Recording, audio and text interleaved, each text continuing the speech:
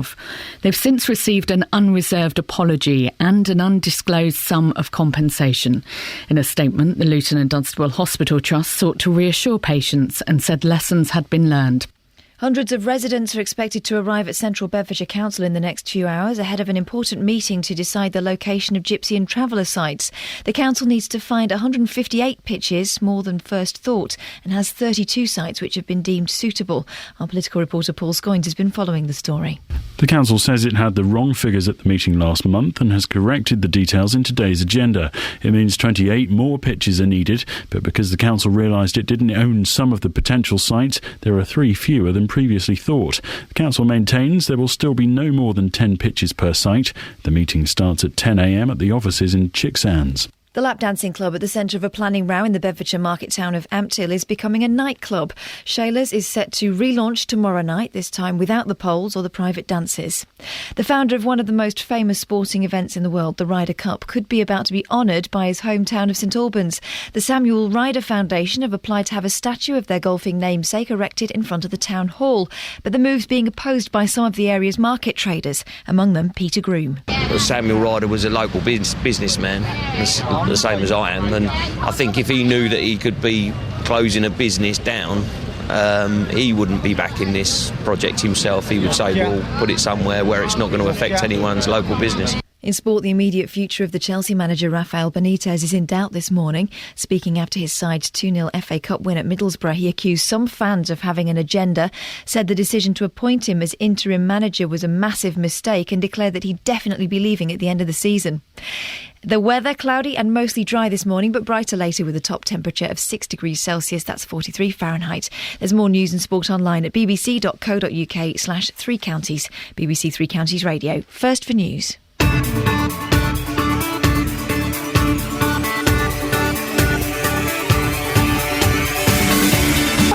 Good morning, this is Iain Lee, BBC 3 Counties Radio. For those of you vaguely concerned by the high-class problems and minutiae of my life, yes, I did get the internet yesterday after a fashion. I've just moved house, so it could have taken a long time. I sort of did after a fashion. I was 40 minutes on the phone to them, trying to sort it out. Very young, very nice Irish lad called Richard, I think his name was. Very helpful. I apologise at the end for giving him the full thrust of my fury. The people in the house before had the socket you plug the phone into and the internet. It was in their bedroom under the bed. Why on earth would you need internet in the bedroom? Ah, well, yes, maybe. Speaking of bedrooms and bedroom entertainment, here's a quote from somebody. Yeah, the bedroom is for entertainment. Sometimes that's the telly, sometimes that's something else. No, not the words of David Essex, as that voice would imply. Those are the words of our cheeky reporter, Justin Dealey, yesterday. He has been told, nay, ordered, by Greg Dyke, no less, the head of the BBC, to go without television in his bedroom for a week. It's day one. We'll find out how he's doing in the next hour. Other news coming up in the show. The son of a World War II pilot is auctioning his medals to keep him in his care home near Chorleywood. I'll be speaking to a financial consultant about why more families may be forced to do the same. And it's a story we've been covering pretty much since day one about the lap dancing club in Ampthill. Well, it only opened 3 months ago. Local residents didn't want it there. Well, they've got a partial victory. The lap dancers are going, but the club is staying. Do you think it's going to be better or worse for the town? Lots of ways to get in touch. Facebook, of course, always an excellent way. Facebook.com/BBC 3CR. You can send me a text, 81333. Start your text, 3CR. Or the phone lines are free at the moment, 08459 455 555. BBC 3 Counties Radio. Also, furious debate in the office yesterday. It was, everyone joined in, even the people that the Breakfast Show don't like were joining in. It was I'm joking, everybody at BBC 3 Counties Radio loves everybody else, apart from one person. But we were all talking about if you bank online, you get sent, it's like a little, I've got mine in front of me. It's like a little calculator, except it's not a calculator. You slip in your PIN card, your card, and you type in your PIN number, and it gives you the number to log on to the bank. Is that magic? We literally, some of the best reporters in Luton yesterday were discussing this and could not fathom out how on earth that card reader works. 08459 455 555. We'll be discussing that later. Oh yeah, BBC Three Counties Radio first for news and other bits of tat. Now, here's a fascinating and tragic story. The family of a World War II pilot are having to auction his medals to keep him in his care home near Chorleywood. Wing Commander Branson Burbridge is a fantastic name, isn't it? Wing Commander Branson Burbridge was one of the best airmen shooting down 21 German aircraft. Now aged 92 and suffering from Alzheimer's, he's cared for in a privately run care home near where his daughter lives. Malcolm McLean is a financial consultant with Amersham-based pension and finance advisors Barnett Waddingham. Good morning, Malcolm. Good morning, Ian. So this gentleman or his family are being forced to sell his medals to keep him in a care home. Does that happen very often? Well, we've got sort of good news and bad news at the moment in this area generally. Because of better health care and better diets and so on, people are living much longer lives these days, and that means that many more of us are probably going to end up in a residential care home at some stage in our lives.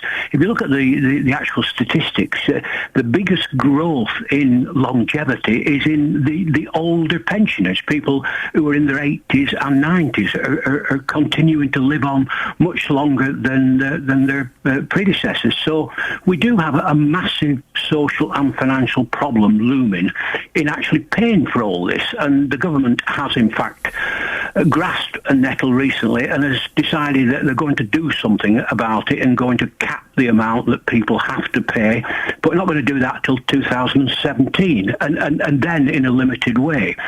So at the moment, we are faced with the sort of situation that we're seeing here.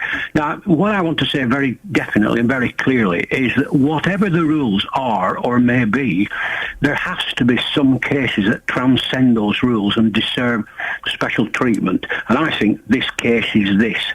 If this gentleman did so much, and he clearly did, for the country to preserve our freedoms, our rights, and all the rest of it, then he's got to be assisted by somebody in this. And, I mean, one way to do it might be, if he really has to sell his medals, is for the government perhaps to buy them off him and then bequeath them back to him immediately, or some service organisation to do that. He should not be required to give up these medals. The country owes him a debt, and really we have to accept that. He would be treated as an exceptional case because, as I say, generally speaking, there are going to be many, many more people struggling to pay these care bills in the future. It's an interesting take you've got there, Malcolm, and I think very few people would disagree that this man is, in fact, he's a genuine hero, a proper hero. Yes, indeed. And that we should be treating him with a little bit more respect. Yes, absolutely. I mean, you know, as I said, there are some people that you look at their situation and say, well, whatever the rules, they deserve help, and this gentleman must be such a case. He has, as you say, done so much for the country. We would not be here now, perhaps living the sort of lives we have and living longer lives, if it were not for him and his kind. And we do owe them a debt of gratitude. And as I say, whatever the rules, I think it will be an absolute disgrace if he had to sell the medals to pay for this care. He deserves help and should be given it in some way. But it doesn't mean to say that everybody can expect the taxpayer, because it will be the taxpayer that will have to bail them out in the final analysis. And as I say, we do have a massive problem looming as we go forward. Good news that people are living longer, bad news from the financial and social care point of view. Malcolm, very quickly, because I know my mum's in the care home, so I kind of have a vague grasp of this. I know that people have to sell their houses and have to use their savings. I wasn't aware that they could be forced to sell their assets, like these medals. Is that the rule at the moment? Well, they're not forced to do, and they're not forced to sell their homes neither. What they have to do in many cases is to raise money against the home, right, through equity release or some other situation, some sort of mortgage arrangement. And in the final analysis, it is often possible to come to some arrangement whereby when the person does indeed indeed pass on, that the costs of the care can be claimed back against the estate. So there are ways around it. I don't think anybody wants people to have to sell their homes. Malcolm, we have to end it there. Thank you so much, Malcolm McLean, Barnet Waddingham. What do you think about this guy, Wing Commander Branson Burbridge? He's 92. Let's be honest, he's not going to be around for that much longer, and he's a war hero. Should he be treated differently? Should he have his care paid for, or the government buy his medals and then give them back to him? Or should he be treated the same as your nan and my mum and all those other people? 08459 455 555. Well, we know where we're going, but we don't know where we've been. And we know what we're knowing, but we can't say what we've seen. And we're not little children, and we know what we want, and the future is certain. Give us time to work it out.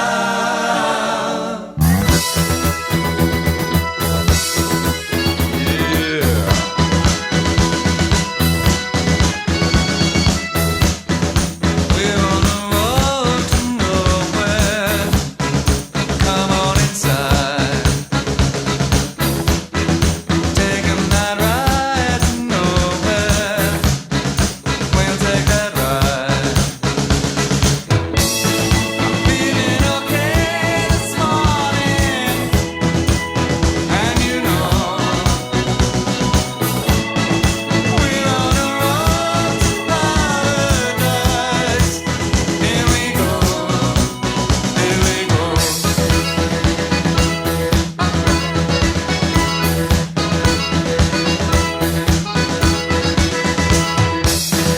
We're on a ride to nowhere. Come on inside. Taking that ride to nowhere. We'll take that ride. Maybe it won't be where you are. I don't care. Here's where time is on our side. Take you there. Take you there.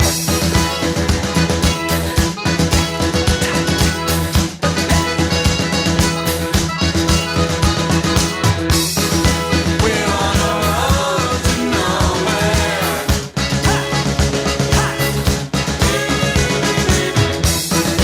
We're on a road to nowhere. There's a city in my mind. Come along and take that ride. It's alright, baby, it's alright. And it's very far away, but it's growing day by day, and it's alright, baby, it's alright. Would you like to come along and help me sing this song? It's alright, baby, it's alright. There's a city in my mind. Come along and take that ride. It's alright, baby, it's alright. And it's very far away, but it's growing day by day. It's alright, baby, it's alright. And would you like to come along and help me sing this song? It's alright, baby, it's alright. Gonna tell you what to do, 'cause I make a fool of you. It's alright, baby, it's alright. We're on a road to nowhere. Hey! We're on a road to nowhere.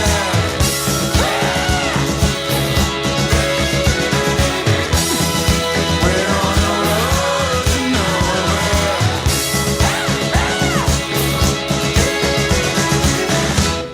We're on a road to nowhere. What a song! Got some good music as well coming up. Travel news now, Sophie Tyler. Beds, hearts, and bucks travel. BBC Three Counties Radio. Clockwise on the M25, the entry slip road is closed due to recovery work and an overturned vehicle. Shed load of household goods as well in the area. That's around junction 23 at the A1M. Everything else not actually looking too bad out there this morning. A little bit busy on the North Orbital Road, but nothing that's going to hold you up for too long. And the rest of the motorways are looking good this morning, and the trains are also running to time. Sophie Tyler, BBC Three Counties Radio.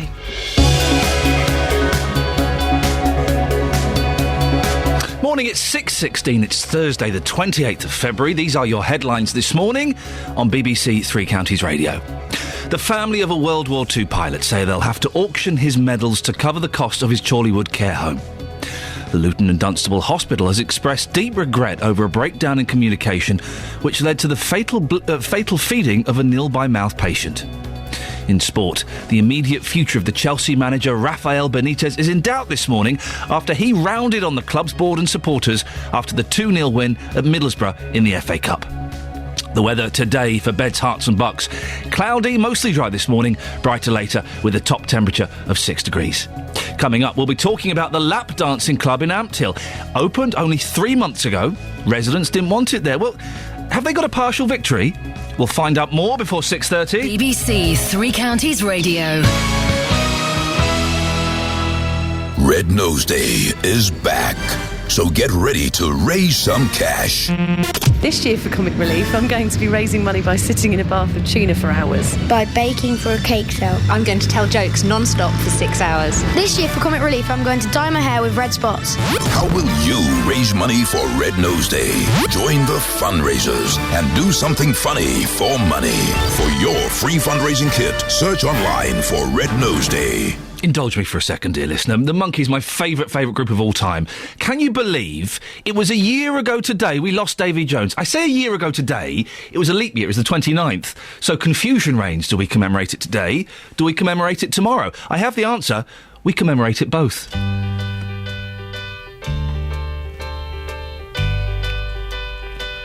Oh, I could hide 'neath the wings of the bluebird as she sings. The 6 o'clock alarm would never ring, but it rings and I rise, wipe the sleep out of my eyes. My shaven razor's cold and it stings. Cheer up, sleepy Jean, oh, what can it mean to a daydream believer and a homecoming queen?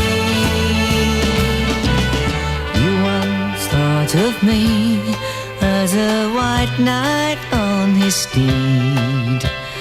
Now you know how happy I can be. Oh, and our good time starts and ends without $1 to spend. But how much, baby, do we really need? Cheer up, sleepy Jean, oh, what can it mean to a daydream believer and a homecoming queen? Cheer up, sleepy Jean, oh, what can it mean to a daydream believer and a homecoming queen?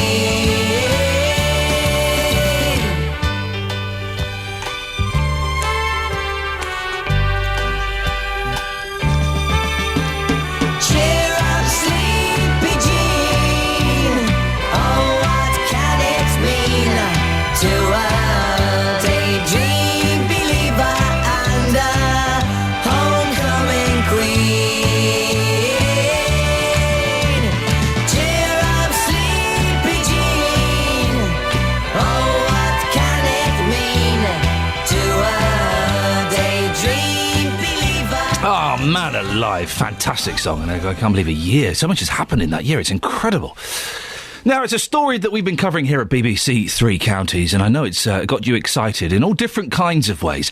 The Lap Dancing Club in Ampthill is to relaunch as a club, but with no lap dancers. Shayla's opened 3 months ago, and campaigners against the club collected a petition with around 2,500 signatures. They said it was out of place in the Georgian market town. Well, Matthew Deere was against the Sex Entertainment Club. Morning, Matthew. Good morning, Ian. How do you view this, then? Do you see this as a partial victory? Is it worse? Is it better? Well, I think that's exactly right. It's a partial victory. It's a victory for those people who didn't want it because they didn't want a sex venue, and I was one of those. However, there were lots of people who opposed it because they were concerned about antisocial behaviour, what might happen with a late establishment that was serving alcohol and so on and so forth. And I think, if anything, they will be more concerned by reports that this is going to be turned into a normal nightclub. Oh, hang on a second. Are you saying that you might be more worried that instead of... you're worried that it's going to be a normal nightclub and not a place with, naked ladies bouncing around? Well, as I say, it depends on people's reasons for objecting to it. My personal objection was on the basis that it was a sex venue, and I'm somewhat more relaxed about a normal nightclub. However, there were many people who are more concerned about antisocial behaviour, and I think the word that I'm hearing is that they're actually more worried about it being a nightclub. We had a late-night venue in Ampthill until very recently, which was closed down on the basis of the disturbance that it was causing, or it was held to cause by the council, and this is probably being seen as a direct replacement. So I think people are now worried again. Why do you think it stopped being a lap dancing club, Matthew? I think, frankly, it was unsuccessful for whatever reason. Whether there wasn't a market for it in Ampthill, which was something that we doubted all along, I don't know. But it was lack of custom, I think. I've not been there, but isn't it quite? It's quite tiny inside. I think it's not massive. Is it going to be appropriate for a nightclub? Well, it would be big enough to be a small nightclub, right. And maybe that's enough to assuage people's fears. It will be quite a small venue, and if it's properly run, of course, then we shouldn't be too concerned about it. But I think at the moment we just don't know what's going to happen. John Shayla's Facebook page and Twitter pages say it's, quote, the new best place to be in Ampthill. What is the feeling? What's the feeling been like the last 3 months, Matthew, as this has been going on? Well, I think people have been keeping an eagle eye out for the venue and whether it's complying with all of its conditions, particularly those who opposed it. And I think the resolve to oppose it and to try to stop the sex licence being renewed was very strong indeed. So at least we don't have that battle to fight and that problem to face. Did you notice any antisocial behaviour or anything like that while it was a lap dancing club? To be perfectly honest, those people who said that the clients of lap dancing clubs don't tend to antisocial behaviour and tend to actually be somewhat more reserved were vindicated somewhat, although we did hear reports of people avoiding that part of the town centre at night because they didn't want to be associated with the club. Matthew, listen, thank you very much for that. We're going to follow this closely and see what happens. We did ask John Shayla, who runs the club, to come on the show, but we've not been able to speak to him. John, as always, I know you're listening. You have an open invitation. You have my hotline to the studio. We would love to get your point of view on this, because I'm aware that whenever we do this story, and we have done it a few times, it can come across as being slightly one-sided, and I don't want it to be at all. I want to be impartial on this. So John Shayla, Lord John Shayla, nonetheless, if you're listening, do give us a call. You'll be given a fair crack of the whip. 08459 455 555. And what do you think? Would you be more concerned about having a nightclub or a lap dancing club near you? 08459 455 555.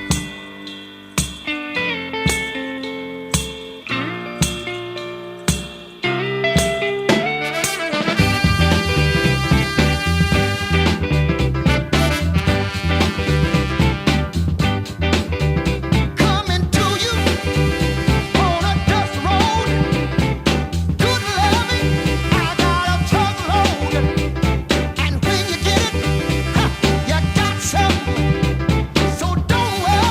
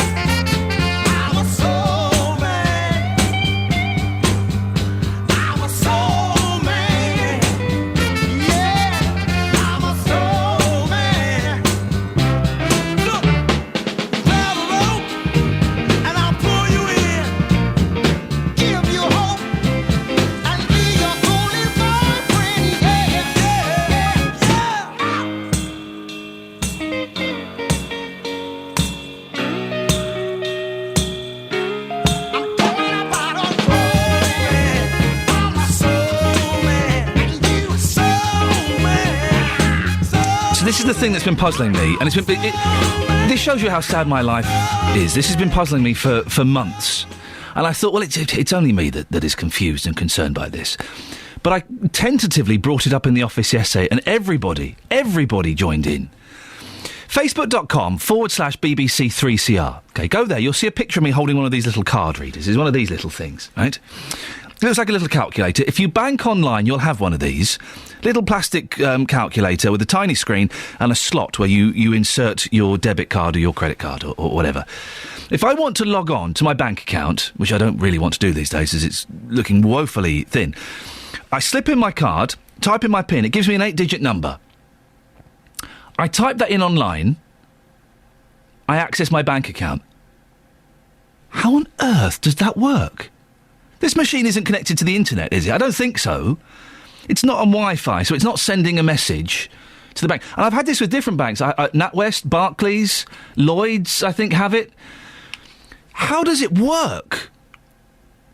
If you've got the internet, go and have a look. Facebook.com/BBC3CR. If you've got one of these, and you're as puzzled as I am, could you give me a call? I want to hear your theories. There were some great theories yesterday. Algorithms, the Wi-Fi, all this kind of stuff. 08459 455 555. How on earth does this ridiculous little card reader guarantee me safe passage to my ever-failing bank account? 08459 455 555. Let's get the travel news now. Here's Sophie Tyler. Beds, Herts and Bucks travel. BBC Three Counties Radio. No major changes out there at the moment. Clockwise on the M25, the entry slip road is closed following a shed load of household goods, recovery work and an earlier overturned lorry. Now it's happened at junction 23 at the A1M. Looks like it will be causing some problems for a little while yet.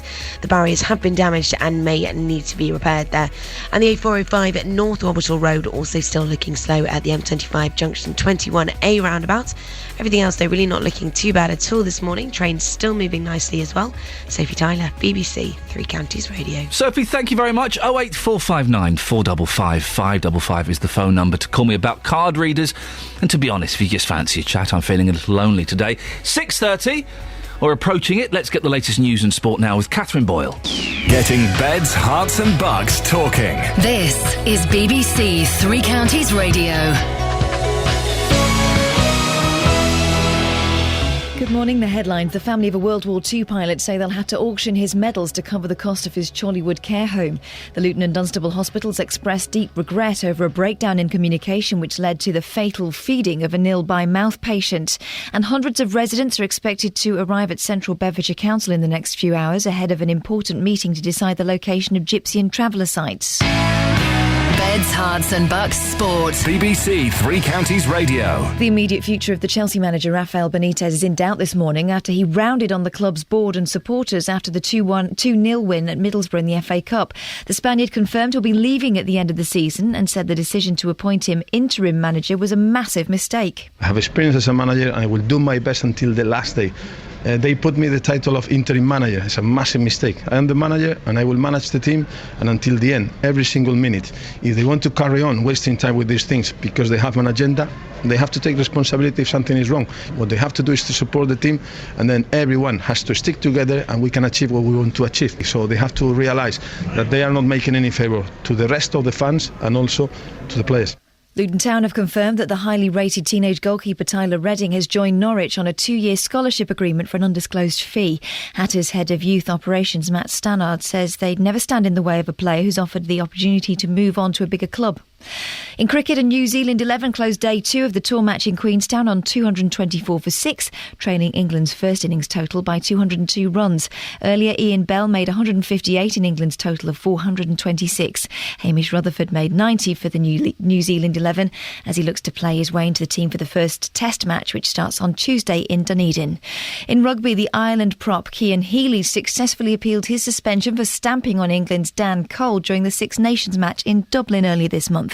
Healy's now free to play in Ireland's next match against France a week on Saturday.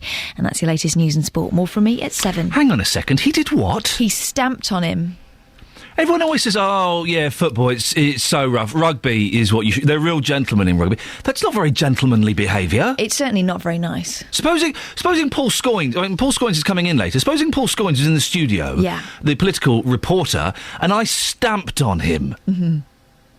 Hold that thought. Across beds, hearts and bucks, this is Iain Lee on BBC Three Counties Radio. When I say it out loud, it's not actually such a bad idea. Paul Scoins is coming in later on. I'm going to try stamping on him. Coming up in the next 30 minutes, as well as stamping on a political reporter, would a statue of the golfer Samuel Ryder be welcome outside the town hall in St Albans? Well, the market traders don't think so. Our reporter Tony Fisher has been to find out why. And just where will the new Gypsy and Traveller pitches go in Bedfordshire? Hundreds of people are expected to voice their objections at council offices. Apparently coaches have been booked to take these people along. Such is the fury. We'll be finding out more about that later on in the show. Now, this is a story that I'm a big fan of statues. I know I sound like this hip young thing, and I'm kind of with it, Daddy-O, but I love statues. And I don't think there are enough modern statues. I think we should put statues up. It seems an old-fashioned thing to do. Well, there is debate raging about a statue that could go up in St Albans. Would a statue of one of St Albans' most famous residents be welcome outside the town hall? The market traders say no. Plans have been submitted to put up a statue of the golfer and creator of the Ryder Cup, Samuel Ryder. The idea has come from the Samuel Ryder Foundation. They aim to raise awareness of the man's achievements, which includes the biennial golfing contest between Europe and America. Well, our reporter, Tony Fisher, went to St Albans on Market Day yesterday to find out why not everyone thinks it's such a good idea. Standing in the middle of St Albans, busy morning, busy afternoon here, market's on, and we're standing in the spot where the Samuel Ryder statue is going to be. Dave Lawrence, you've organised a petition against this Samuel Ryder statue. That's right. We're standing in the precise spot where it's going to be. I don't see a problem. What's the problem? Well, the problem is it takes half of the way of this stall here because it's 14 foot by 12 feet. And obviously this is a Wednesday. On a Saturday there's another 2 stalls here generally where the statue is standing. And it affects basically about 6 traders in total because you've got different traders on a Wednesday, different traders on a Saturday. So it's not just affecting 2 stalls, it's affecting more than that. And then obviously you've got the butcher's stall here, which may be a problem once they've erected it, because it goes right out to that distance as well. But it's only 7 foot tall. Is it really going to take up that much of space? Height-wise, no, it's just the grand area it's covering. It's taking away about 4 to 6 feet of his stall there, which they can't move the stalls along because you've obviously got the trees and you've got the bollards there that are in the way. And you've got to bear in mind as well, it may be a Wednesday, but Saturday is a lot busier.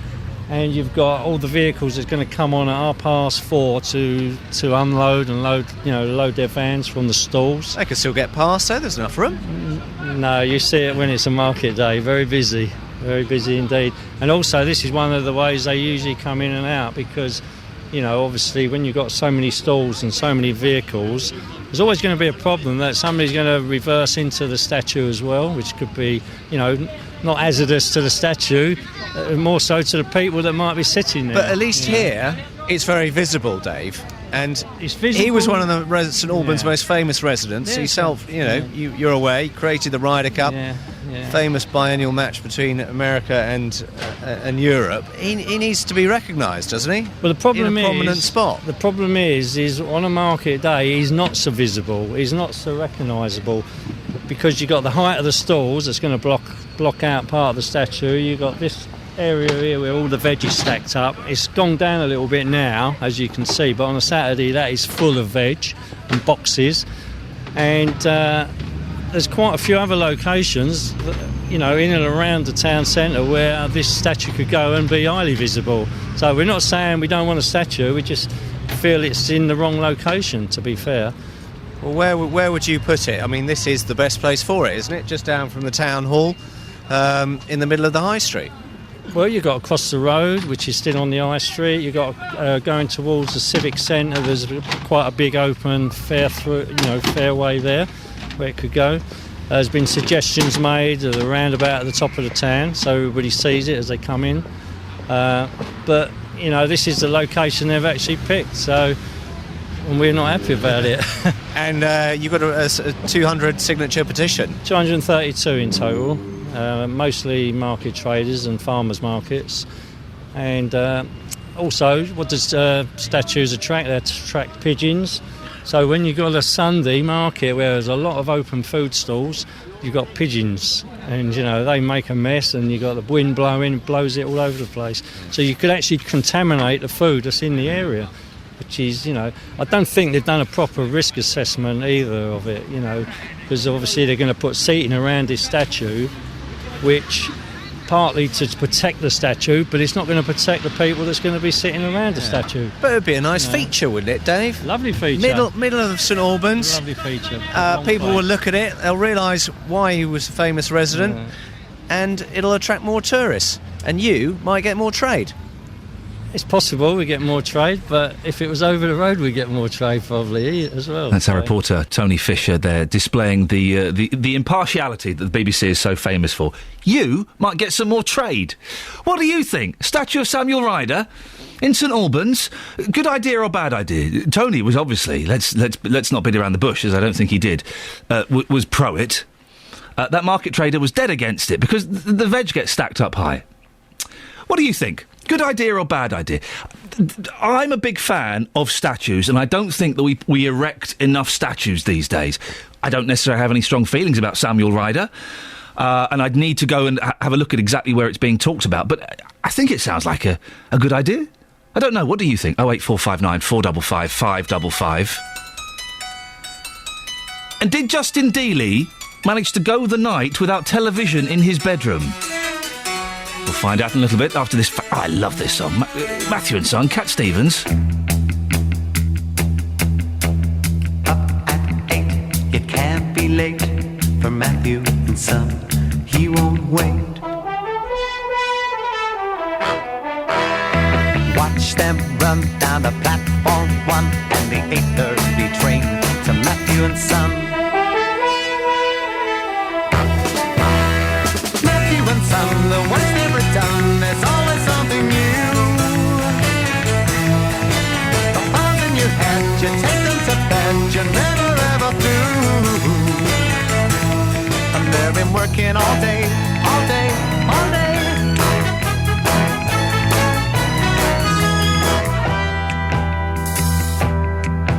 There's a 5-minute break, and that's all you take for a cup of cold coffee and a piece of cake. Matthew and Son, the work's never done, there's always something new. The files in your head, you take them to bed, you're never ever through. And they've been working all day, all day, all day.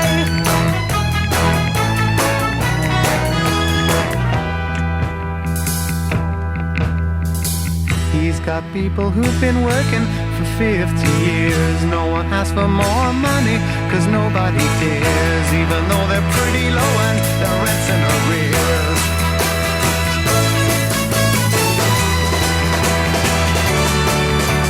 Matthew and Son, Matthew and Son,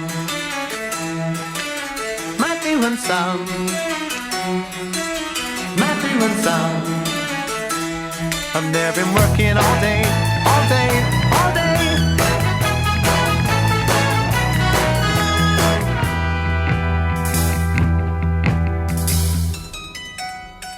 Right, so here's something. Sorry, Cat Stevens, I've got to fade you out. I like Cat Stevens. 08459 455 555. Have a listen to this, OK? I just had a message on our internal computer system from a member of our team, Kelly Betts. Kelly, you had a bit of an adventure last night. I don't want to go into the gory details, but tell us what you just told me. So, there I was, at a gig, having a little dance. What, was it a good gig? It was a good gig. Jake Bugg, Shepherd's Empire, introducing band. Jake Bugg is fantastic. I love that guy. Bob Dylan-ish, isn't he? Yes. As you know. Yes. And I found a wallet on the floor, little brown purse, Yeah. little bow on it. And I thought, there's a wallet. And I opened it up. Yeah. £10 in it. Yeah. Bank card. Nothing else. Right. So we were looking at the name and we were shouting out the surname. Miss Cullen! Mr. Cullen! So you were shouting out in the We venue? were shouting out, yeah. Good yeah. for you, well done. I mean, loud gig. You know, and my mates heard me shout it who were next to me, but Yeah. still. And I was saying, I'm going to hand this in at the bar. And my friends were like, well, take the money out first. Yeah. I said, can't take the money out. How much money was in there? £10 Right. and a bank card. Remember when I said that? Yeah. Yeah. £10 and a bank card. And they were like, take the money out. If somebody found yours, they would take the money out and give it, and probably not even hand it in. Yeah. And I thought, no, you can't do that. You have to hand it in. And I thought, we were thinking there's no train tickets, Yeah. no ID. There's no way of me giving the money back to someone else. So I kept the money in there with the bank card, handed it in to the bar staff. Said, I've just found that. Bear in mind, I had to push my way through the crowd to get to the bar and then hand it in. So just found this. And the bar person was like, oh, yeah, great, thanks. You know that bar person probably kept the £10 I know. themselves. Yeah. Looking back on it, do you think that maybe you should have kept that purse yourself? No, I felt too guilty, but my friends were like, come on, that's a round of drinks. That's Mr. or Mrs. Cullen have just bought you a round of drinks. So they're you're losing their... if, by the way, if Mr. or Mrs. Cullen is listening to the show this morning, 08459 455 555, we would love to hear from you if you found your money. But so your friends, you're a young person, the youth of today, the teenagers, would have kept that money and not handed it in? Yep. Kept the money and put the wallet back on the floor. And probably wouldn't have got abuse from the bar person. Do you know what? I've done that before. I found a wallet full of cash, and it wasn't full of cash. There was maybe 20 quid in it. This was a long time ago, and I was thinking, the thing is, it was in a public space, and everyone saw me bend down and pick it up. So I couldn't just put it in my... So it was at a train station, and I went in and handed it into the train station, because people were watching me. And the guy kind of looked at it as if to say... yeah, I don't know what to do with this. Yeah. He would have put that money in his pocket. Exactly. And you almost want, when you hand it in, for that person to go, oh, brilliant, that's really kind of you. Well done. Kelly Betts, thank you very much for coming down. Go back and... what is it you do?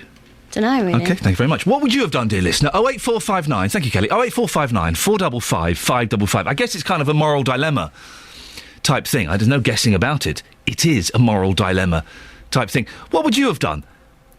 There's only a tenner in it... OK, and a bank card. Would you have kept the tenner? It's only a tenner, isn't it? Whenever I lose my wallet, and it has happened on occasion, I expect to get it back with my driving licence and my bank cards. I expect the cash to be gone. I really do. And fair play to Kelly, she did the right thing, I think. Handed it. What do you think? Would you have handed it in? Would you have kept the tenner? 08459 455 555 6:45. Here's the travel news now with Sophie Tyler. Beds, hearts and bucks travel. BBC Three Counties Radio. Clockwise on the M25, it is still queuing on the entry slip road, and it's also closed following a shed load of household goods. Recovery work still taking place following the earlier overturned lorry. It's all happened around junction 23 at the A1M. Now, recovery of the lorries is set to continue, and the barriers have been damaged and may need to be repaired as well. There is diversion in place anti-clockwise via junction 22. Everything else, though, actually not looking too bad out there this morning. The North Orbital Road is looking an awful lot better at the moment, and the rest of the motorways are coping well at the moment. No problems on the trains either. Sophie Tyler, BBC Three Counties Radio. Sophie, you go to gigs, don't you? You're a teenager. If you found a purse with a tenner in, what would you have done? I think if it was a tenner, I'd give it in, leave it. All there is a name, but there's no phone number or anything. So there's nothing that anyone can do with it? There's nothing that anyone could... I mean, there's a bank card, but there's a bank card and there's a tenner. Sophie, go on. What would you do? What was your answer? No, don't copy me. Sophie, it's a couple of drinks for you and your mates. You'd keep it, wouldn't you? Really hope that no one saw me. Sophie Tyler, you work for the BBC. Shame on you. It's an interesting one, isn't it? It's only a tenner. It's a couple of drinks for you and your mates. Morning, this is Iain Lee, BBC Three Counties Radio, 6:46. These are the headlines on Thursday, the 28th of February. The family of a World War II pilot say they'll have to auction his medals to cover the cost of his Chorleywood care home. The Luton and Dunstable Hospital has expressed deep regret over communication errors which led to a nil-by-mouth patient dying as the result of being fed. In sport, Luton Town have confirmed that highly rated teenage goalkeeper Tyler Redding has joined Norwich on a 2-year scholarship agreement for an undisclosed fee. Coming up, just where will the new Gypsy and Traveller pitches go in Bedfordshire? Hundreds of people are expected to voice their objections at the council's offices. We'll hear more from our political correspondent Paul Scoynes before 7 o'clock. Fingers crossed if he can make it through the traffic. But now, let's get the latest weather with Elizabeth Rossini. Beds, Hearts and Bucks weather. BBC Three Counties Radio. Hello, a very good morning to you. Well, it's been quite a frosty, chilly old start to the day, actually. A little bit of cold windscreen scraping going on, particularly towards northern areas. But those temperatures will rise quite nicely today. It's more of the same, really. So no big changes in the weather. Certainly a nice bright morning for most of us. Variable cloud amounts.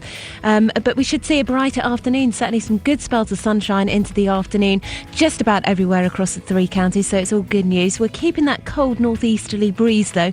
So if you're standing in a more exposed spot, then I dare say it will feel quite chilly at times. But where we get the sunshine, just about everywhere then, we'll see temperatures up to 8 or 9 degrees Celsius later on for Luton, for St Albans, Aylesbury and Bletchley as well. That's 48 in Fahrenheit, so not bad temperature at all. As we get through into this evening, though, we'll start to see some more low clouds spreading through, and it's going to be a very cloudy night. A few outbreaks of drizzle. Again, risk of that just about everywhere, particularly over the tops of the hills, of course. Temperatures down to around 4 or 5 degrees Celsius. Not quite as cold tonight as it was last night. And then for tomorrow, that cloud really very difficult to shift. A very cloudy start to the day, quite misty and grey as well. Dampness in the air, but we should see a bit of brightness into the afternoon perhaps. Temperatures not getting quite as high tomorrow, only up to around 7 degrees Celsius. The weekend is looking rather grey and cloudy, but at least it is going to be staying dry. That's the forecast. Thanks, Elizabeth.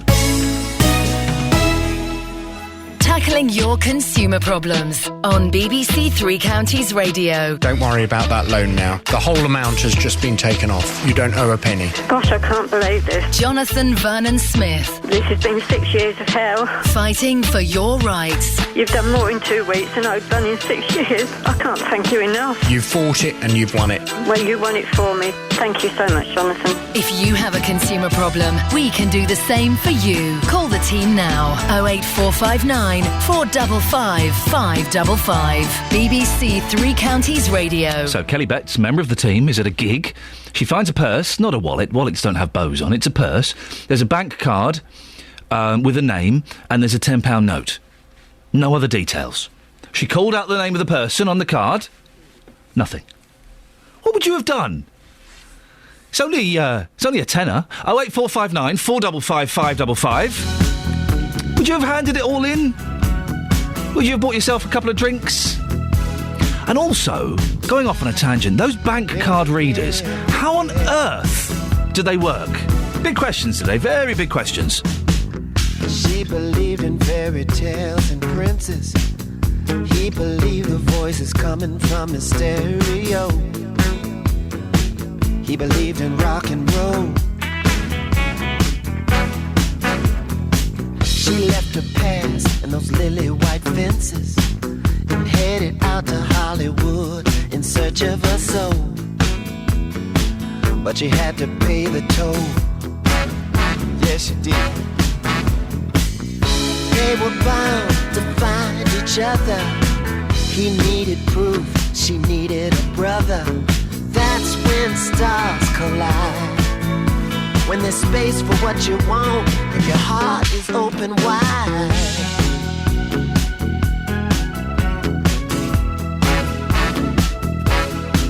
Wait a minute. He gave up women for the stripes of the road and learned the meaning of grace. That's when his cup overflowed.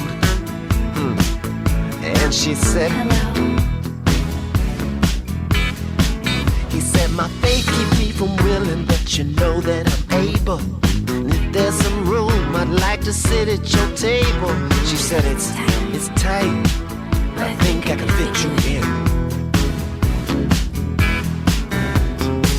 This kind of love don't come from a prayer. Ain't talking rebound, born of despair. Yellow sun rising on their bodies in bed. Two people in love with nothing but the road ahead.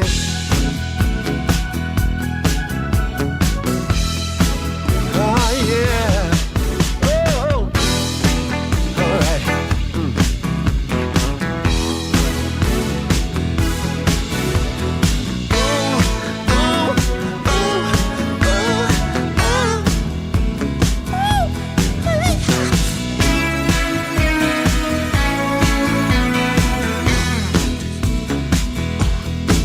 Let's go.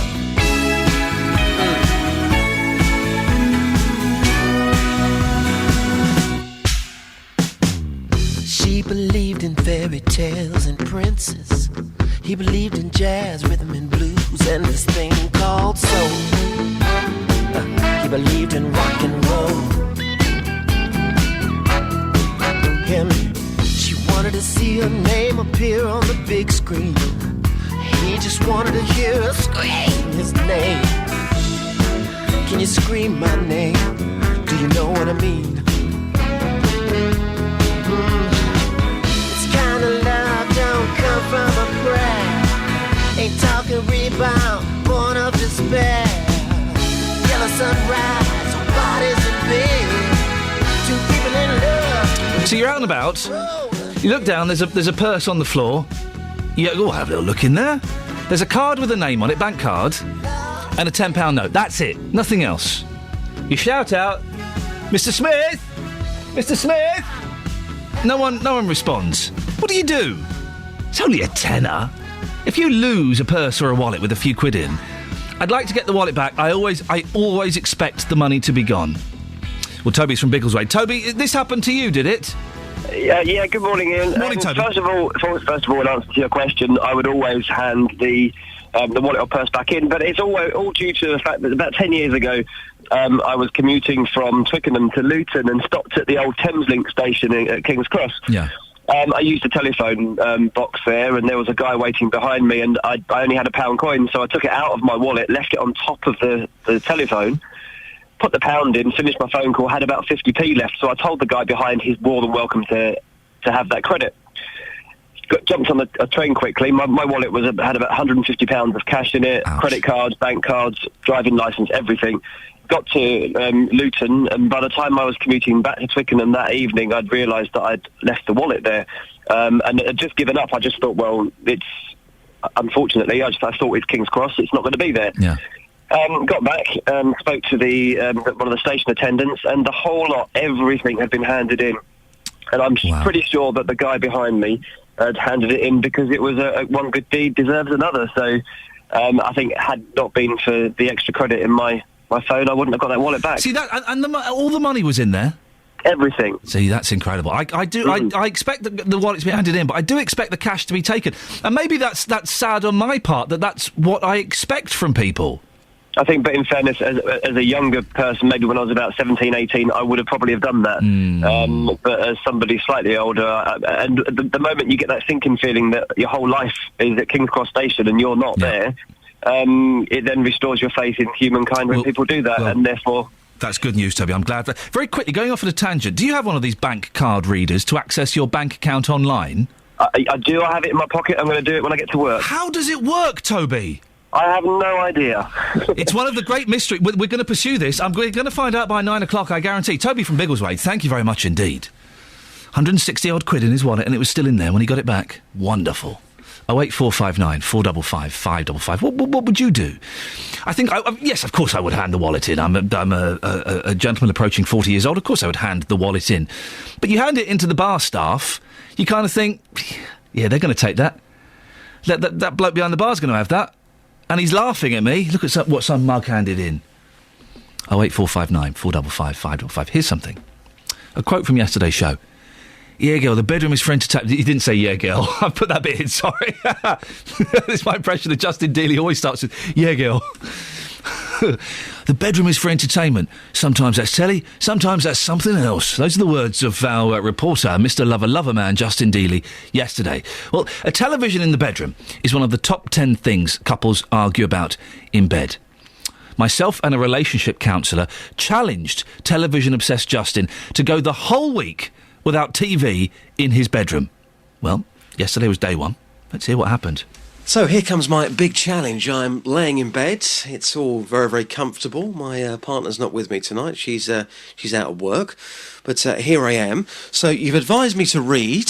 So what I'm going to do, I'm now going to read the Daily Mail Weekend magazine, which gives me all the details of what's on TV. And on TV tonight is one of my favourite tacky TV programmes, The Only Way is Essex.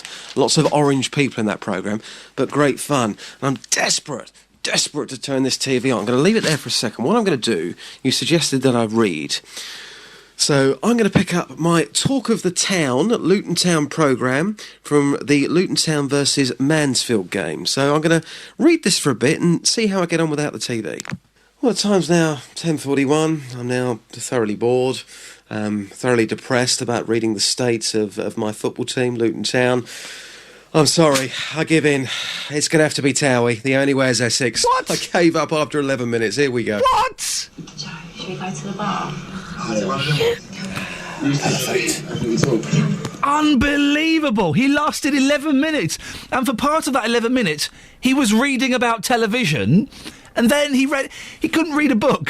He probably has, I would assume, Dealey has no books in his house. There's a phone in for another day. How many books have you got in your house? Yeah, there is. There's a good one. I imagine Justin has 0 books. That is so disappointing. 11 minutes.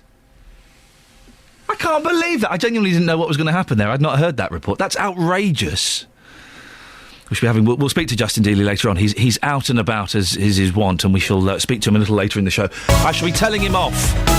If you want to have a word with Justin, 08459 455 555. Here's the travel. Beds, Hearts and Bucks travel. BBC Three Counties Radio. Clockwise on the M25, it's still looking like we're having problems at the moment. The Actually Slip Road is still closed following an earlier shed load, recovery work and an overturned lorry at junction 23 at the A1M. Now the barriers have been damaged and may need to be repaired, so there is diversion in place anti-clockwise via junction 22. Now anti-clockwise on the M25, it is still looking slow between 21A at St Albans and 20 at Kings Langley, and heading south on the Barnet bypass also slow this morning where you'd expect between Stirling Corner and the Watford bypass. Everything else not looking too bad actually this morning. Trains are moving nicely on the departure boards. Sophie Tyler, BBC Three Counties Radio. Thank you very much, Sophie. This is Iain Lee, BBC Three Counties Radio. We're asking the big questions this morning. How on earth do those electronic bank card readers work? The ones that allow you to access your bank account online, and you find a purse. There's only a tenner in it. Bank card. Do you hand it in? Or do you spend the money yourself? Here's the news with Catherine. Getting beds, hearts and bucks talking. This is BBC Three Counties Radio.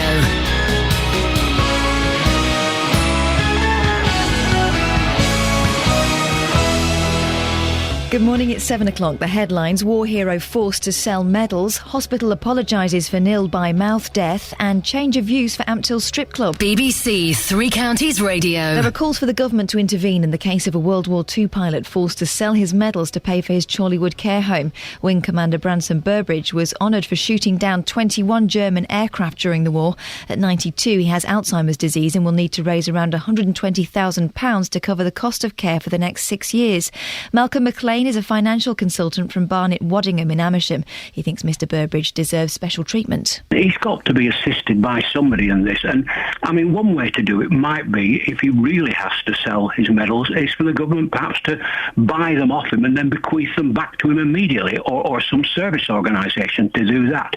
He should not be required to give up these medals. The country owes him a debt, and really we have to accept that.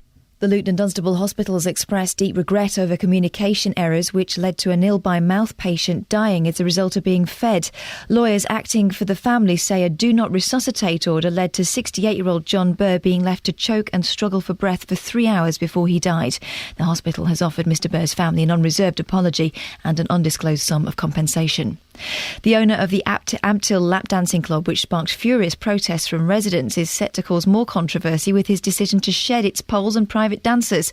Shayla's, owned by the self-styled Lord John Shayla, will relaunch as a nightclub tomorrow, just 3 months after opening, in defiance of local objectors like Matthew Deere. My personal objection was on the basis that it was a sex venue. However, there were many people who were more concerned about antisocial behaviour, and I think the word that I'm hearing is that they're actually more worried about it being a nightclub. We had a late-night venue in Ampton until very recently, which was closed down on the basis of the disturbance. It was held to cause by the council, and this is probably being seen as a direct replacement. Hundreds of people are due at the offices of Central Bedfordshire Council in the next few hours ahead of a meeting to decide the location of gypsy and traveller sites. The council needs to find 158 pitches, that's more than first thought, and has 32 sites which have been deemed suitable. More on this coming up next with Iain Lee. The founder of one of the most famous sporting events in the world, the Ryder Cup, could be about to be honoured by his hometown of St Albans. The Samuel Ryder Foundation have applied to have a statue of their golfing namesake erected in front of the town hall, but the move's being opposed by some of the area's market traders, who say it will interfere with business. In sport, Luton have confirmed that highly rated teenage goalkeeper Tyler Reddings joined Norwich on a 2-year scholarship agreement for an undisclosed fee. Hatters head of youth operations Matt Stannard said they'd never stand in the way of a player who's offered the opportunity to move on to a bigger club. The weather, cloudy and mostly dry this morning, but brighter later with a top temperature of 6 degrees Celsius, that's 43 degrees Fahrenheit. There's more news and sport online at bbc.co.uk/3 counties. BBC Three Counties Radio. First for news.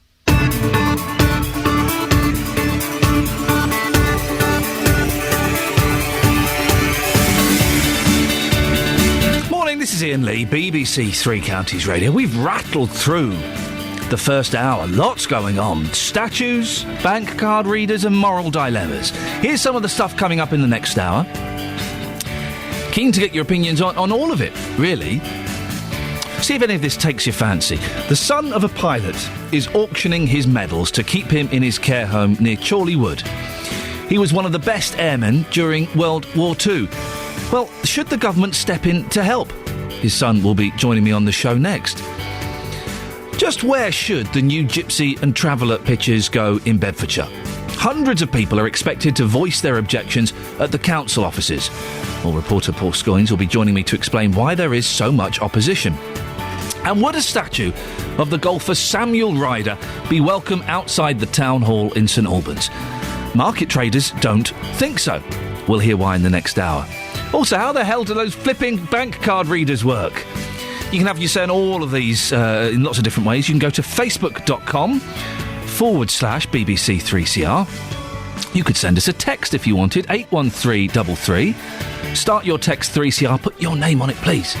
Or, and the best way to give us to get in touch is to give us a call. 08459 455 555. BBC Three Counties Radio.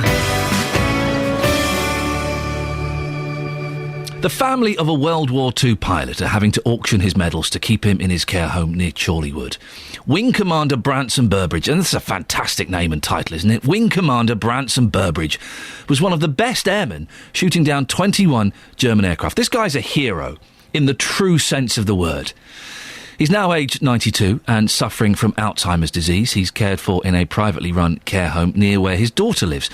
Well, earlier on I spoke to Malcolm McLean, a financial consultant with Amersham-based pension and finance advisors Barnett Waddingham. He thinks the government should step in to help. Whatever the rules are or may be, there has to be some cases that transcend those rules and deserve special treatment. And I think this case is this. If this gentleman did so much, and he clearly did, for the country to preserve our freedoms, our rights and all the rest of it, then he's got to be assisted by somebody in this. And I mean, one way to do it might be, if he really has to sell his medals, is for the government perhaps to buy them off him and then bequeath them back to him immediately, or some service organisation to do that.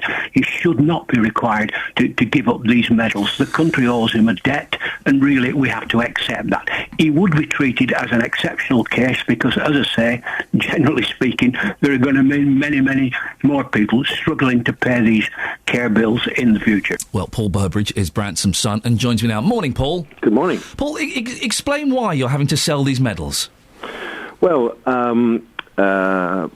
the original decision to put my father in the care home where he is, which is a wonderful care home, fantastically loving atmosphere in that home.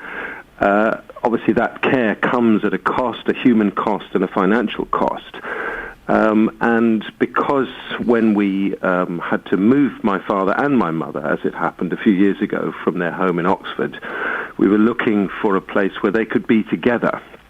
And I think that's often the thing that is, is not easy for people to provide at that point where parents need full-time nursing care. They often get split up if they're both still alive, and there are very few places where they can be together. So we found this place which is geographically near where my sister lives, where my father could be cared for full-time and my mother could be in sheltered accommodation, which was actually attached to the building.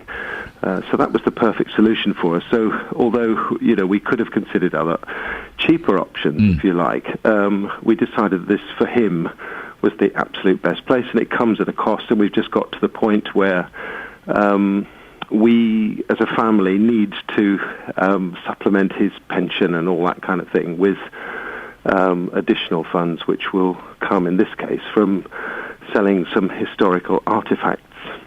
What medals has he got, Paul? He has DSO, Distinguished Service Order with Bar, which means you get it twice, and the Distinguished Flying Cross with Bar, and an American USA Distinguished Flying Cross. And how much are you hoping to raise by selling these medals? Well, I think that's,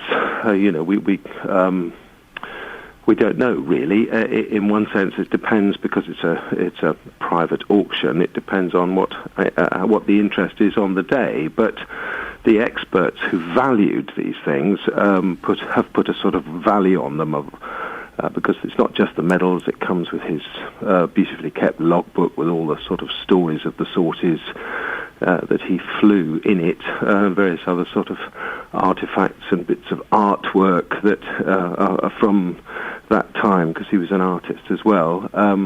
So all that they value at about £100,000 or maybe a bit more. He sounds like a remarkable man, Paul. Tell us a bit about your dad. Well, this period of his life, which is remarkable, is of course only a sort of short 4-year period in his life as a young man, and it doesn't actually define him. And he spent the rest of his life working as a Christian minister, if you like, a lay pastor within church situations, and particularly within schools, state schools, running Christian groups in state schools in this country, and later working with students internationally.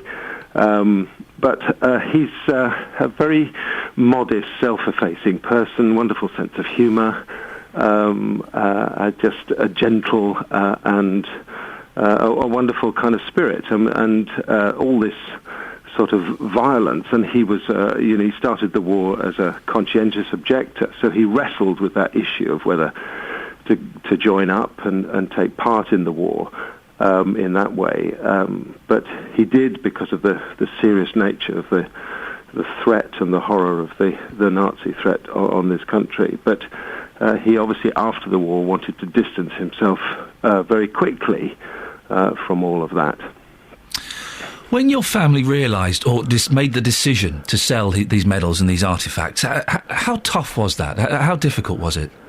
Well, it of course is a difficult decision because he's suffering from Alzheimer's, and you can't fully discuss all these details with him. I think we think, my sister and I think, that we're doing what we think he would want, having a pretty good idea of his attitudes on things. But yes, of course it's hard, because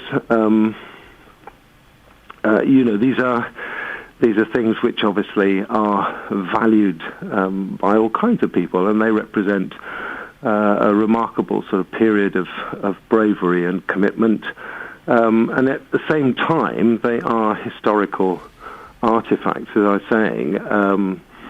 we're not selling the valour and the gallantry for which they were awarded. We're not selling the story, because that will stay with my father forever, of course, and stay with the family forever. But what is hopefully raising money to benefit him while he's still alive are the things, the actual sort of physical things, which he has in his possession. Paul, how is your dad? Is he well enough to be aware of what's going on, or is he past that now? He's past that now. Right. Yeah. Do you think your dad's a hero? Let's be honest, you know. And do you think maybe the government should step in and make a special case of your father? Well, I've thought about this, and actually, I don't. I think the answer's no. I don't think that my father, would want to be made a special case. I don't think anybody owes him a particular kind of debt that is any more than all the kinds of people who gave, in many ways, much more than he did. Although he was extremely skilled and he did an exceptional job during the war, there were others, and he risked his life many times, of course, but there were others who gave their lives, and he didn't have to do that. He survived, and maybe one of the reasons why he tops the lists of highest-scoring night fighter pilots is because he did survive, rather than because he was himself killed. And it's very difficult when you think of all the sacrifices that people made to say, well, this person, because he was very good at what he was doing, should be made a special case. I think everyone who needs care as an old person in this country should be taken care of. The government should take care of everybody in that sense and make it possible for everybody to end their lives in comfort and security and with quality care and dignity. Paul, your story's been in a lot of the national papers the last couple of days. I've been told that there have been offers to help from the public because they've read about you. Is that right? Yes, we've had a few very kind emails and responses from people who, would like to do what they can. But and we're very grateful for those thoughts and suggestions. But at the same time, rather than start some sort of fundraising campaign for my father's care, I think we don't want that, because we think, well, actually, no, we, in our family way, we need to be responsible for caring for our father, just as other people should be responsible for caring for their loved ones. And if they're going to give money to my father's care, I prefer that they gave it to Help for Heroes or the British Legion or other people that maybe need it more. Paul, listen, I really appreciate you coming on and speaking so openly and honestly, and I wish you the best of luck with the sale and the best of luck with you and your father. Thank you so much. Thank you. There's Paul Burbridge there, who's Wing Commander Branson Burbridge's son. What a fascinating story. What a nice bloke he was. And he makes a lot of sense, doesn't he? Doesn't he talk honestly and openly about that? Doesn't think his dad should be made a special case? Appreciates the fact that he's been in the papers and a few people have emailed and written and said, oh, well, listen, we'll raise a few quid, we'll help. And doesn't think it's their responsibility. It's the family's responsibility. Well, what do you think? Should the government step in and help? 08459 455 555. 7:15. Let's get the travel news now with Sophie Tyler. Beds, Hearts and Bucks travel. BBC Three Counties Radio. Clockwise on the M25, the entry slip road is closed following an earlier accident. Recovery work is taking place after the overturned lorry. Now, it's happening around junction 23 at the A1M. Going to be causing problems for a little while there. The barriers are damaged and may need to be repaired. We do have a diversion in place, though, via the junction 22 of the anti-clockwise carriageway. Now, anti-clockwise on the M25 are also slow between 21A at St Albans and 20 at Kings Langley, and slow again between 17 at Maple Cross and 16 at the M40. The Barnet bypass is busy as well, heading south between Stirling Corner and the Watford bypass. Everything else, though, not looking too bad at the moment. Trains are still running to time. Sophie Tyler, BBC Three Counties Radio. Thank you, Sophie. 7:16, Thursday, the 28th of February. This is Iain Lee. These are your headlines on BBC Three Counties Radio.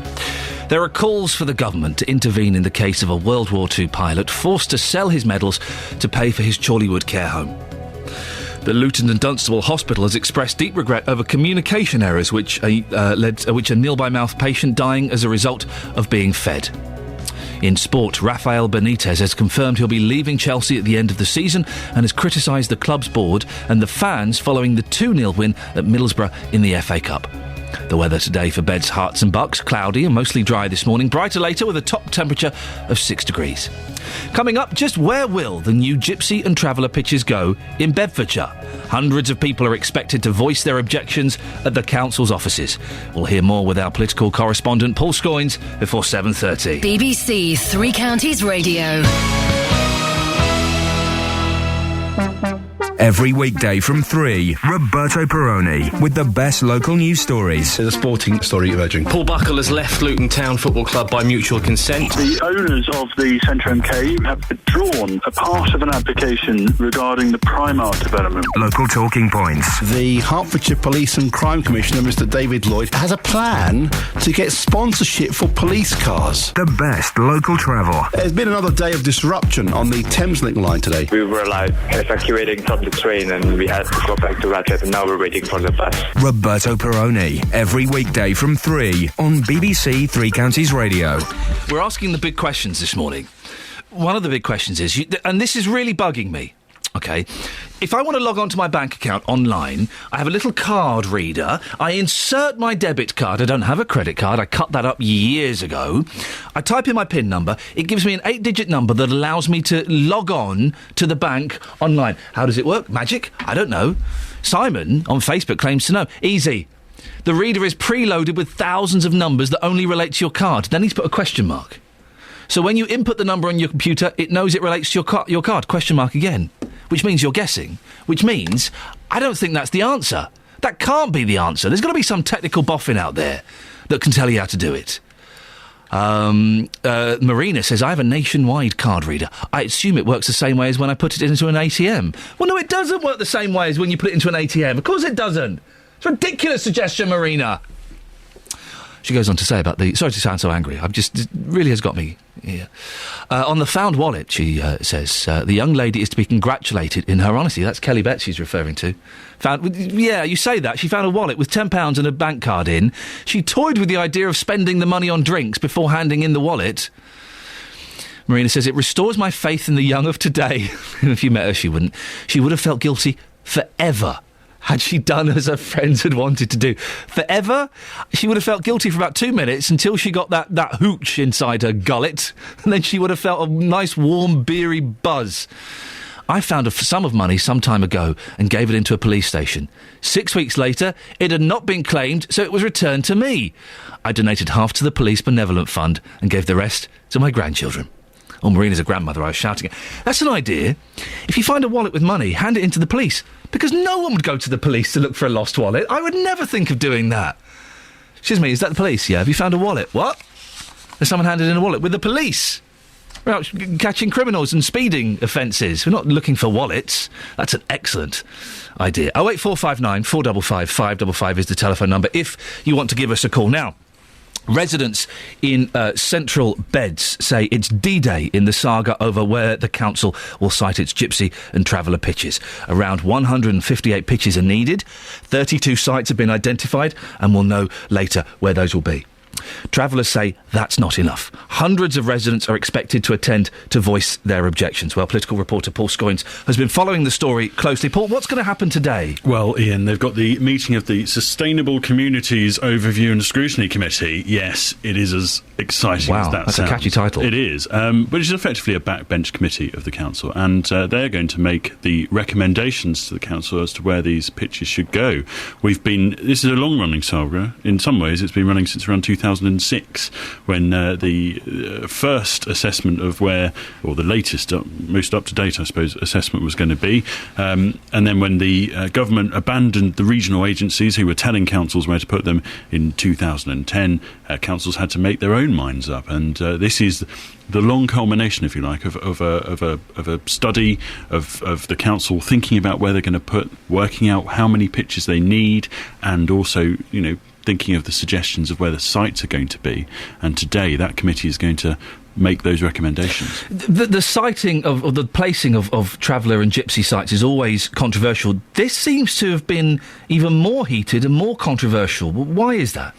Well, there's quite a lot. I mean, 158 is more than we thought. In fact, it's more than I told you last time, because the council got the figures wrong, it would seem, and they didn't have as many as they thought. They also didn't realise that they didn't own some of the sites that they thought they did. Excuse me? So they were saying, we're going to build a site on that field over there. Then someone went, well, actually, you don't own that. That's mine. Yes, that was that. I mean, they said we might put a site there. Right. And then they found out, we can't put a site that we don't own it.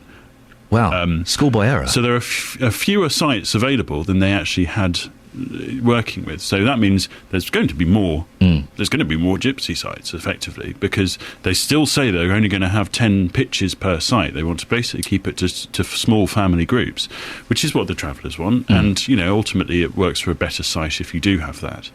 The council have to provide these sites, don't they? That's going to happen. They do. I mean, what a lot of people don't perhaps fully appreciate is that the council has an obligation to do it, and if they don't do it, then they get effectively told by government where they're going to put them. Or it makes it far more difficult for councils to evict illegal sites.